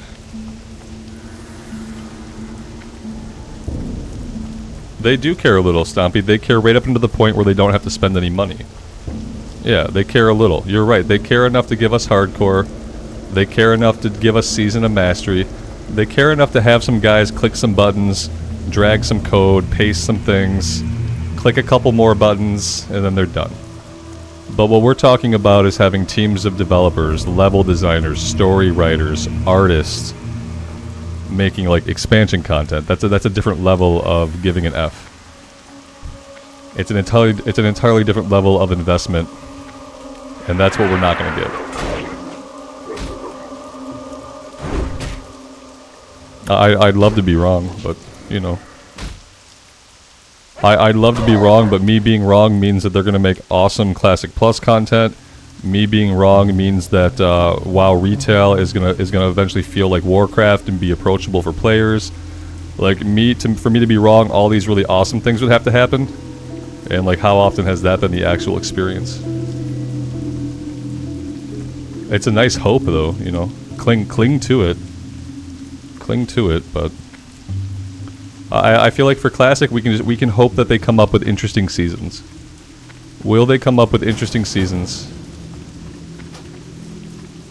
Will there be cool affixes? Will they do some talent like adjusting? Will we have anything fun to do in the seasons? I think that's really what we can hope for.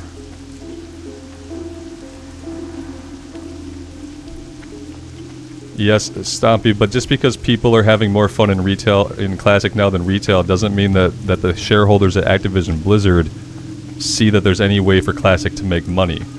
Because remember, they're not selling you Classic, man.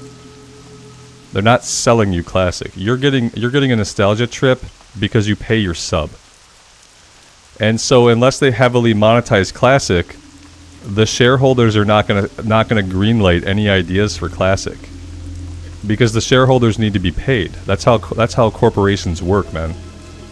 Like, the shareholders have to be convinced that putting money into a project is going to lead to a big return on the investment of labor, capital, whatever. That's what it takes. Blizz does not make any money off Classic. Yeah, it's not that they don't make a lot of money. In the eyes of a shareholder, Blizzard makes $0 off of Classic. You're getting Classic for free with your WoW sub. They assume you're going to be subbed no matter what because you're playing WoW. Now, that's not true of everybody, but the shareholders don't know that or care. And the higher up people at Activision, Microsoft, Blizzard don't know that or care. Yeah, there are 5 of us who would unsub if Classic were not a thing, but the shareholders and the higher ups, they don't know or care about that. They don't make money off of Classic. The only way they would make money off of Classic is if they sold you a box copy, if they could sell you store mounts, if they could sell you cosmetics, if they could sell you the WoW token. They don't make any money off of Classic. And that's why it's very hard to see them greenlighting a big Classic Plus project. Unless it's enough content to sell it to you as a $59.99 expansion. Do you want to pay $59.99 for a Classic expansion? Yeah, some of us probably would. A lot of people bitch about it. Yeah. It just doesn't make any money. It doesn't make them any money, and so it gets really hard to like greenlight stuff that's going to take a big team. When it comes to stuff like Seasons and it comes to stuff like Hardcore, that just takes a couple of guys some time to press some buttons. And they're like, okay, yeah, take those 2 guys, that have them press the buttons, and we'll have a Hardcore server, and then we'll have a Season of Mastery. Okay, cool. It's like basically zero investment, you know? Doesn't cost them much money, doesn't cost anybody a lot of time. But if you want like expansion content of that caliber, you need teams of artists and level designers and leads and coders You need the whole shebang. The whole shebang costs a shit ton of money. And they have to double their shit tons of money back on investment, which they don't see that they're going to do.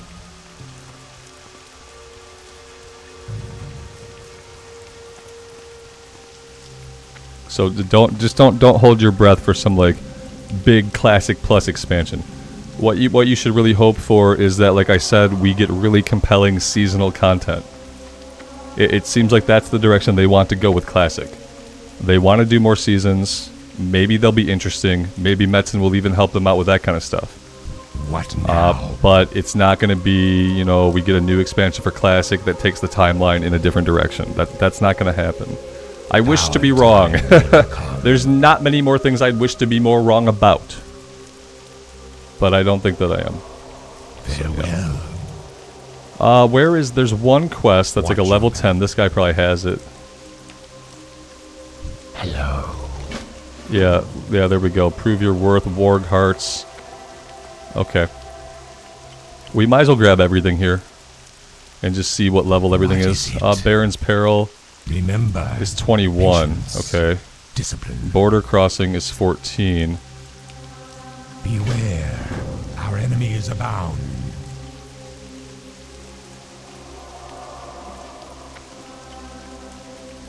Speak quickly. Remember, patience, discipline. Victory for Sylvanas.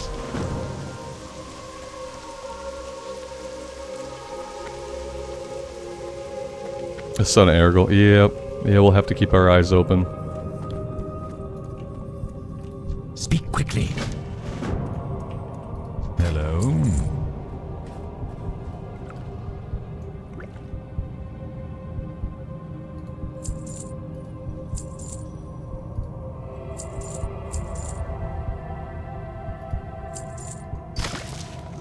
Victory for Sylvanas.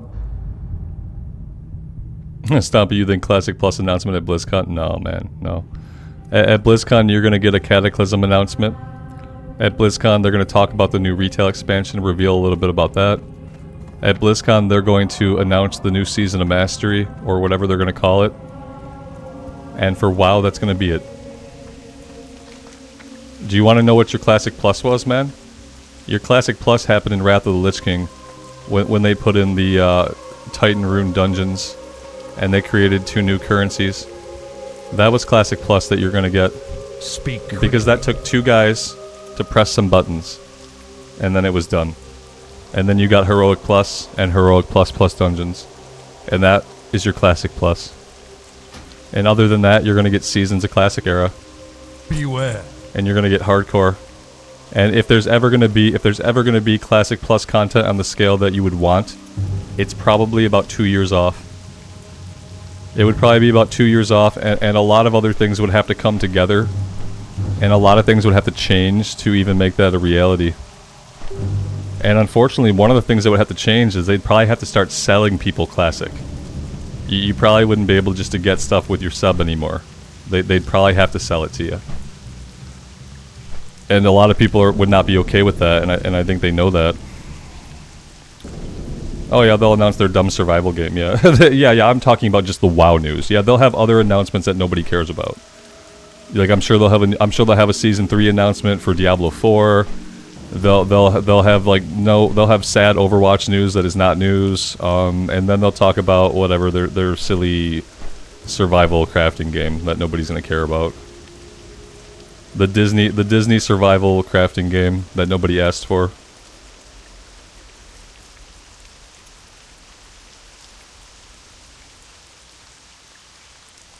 And what are the odds they do that well? When they can't do well at the game they've already been making, like, what are the odds that they step into a completely new genre and they do it well?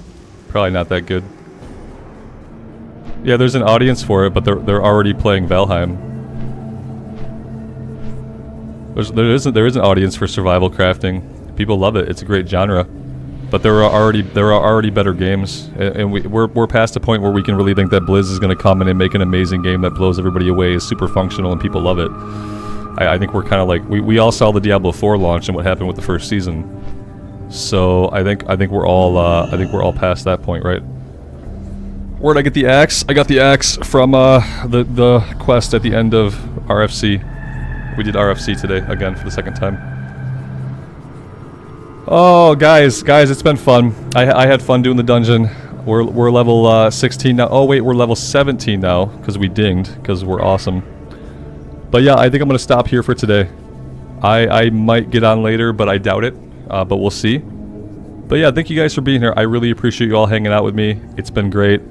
As always, take care of yourselves out there in the real world and take care of each other. And we'll see you back here again very soon. Bye for now.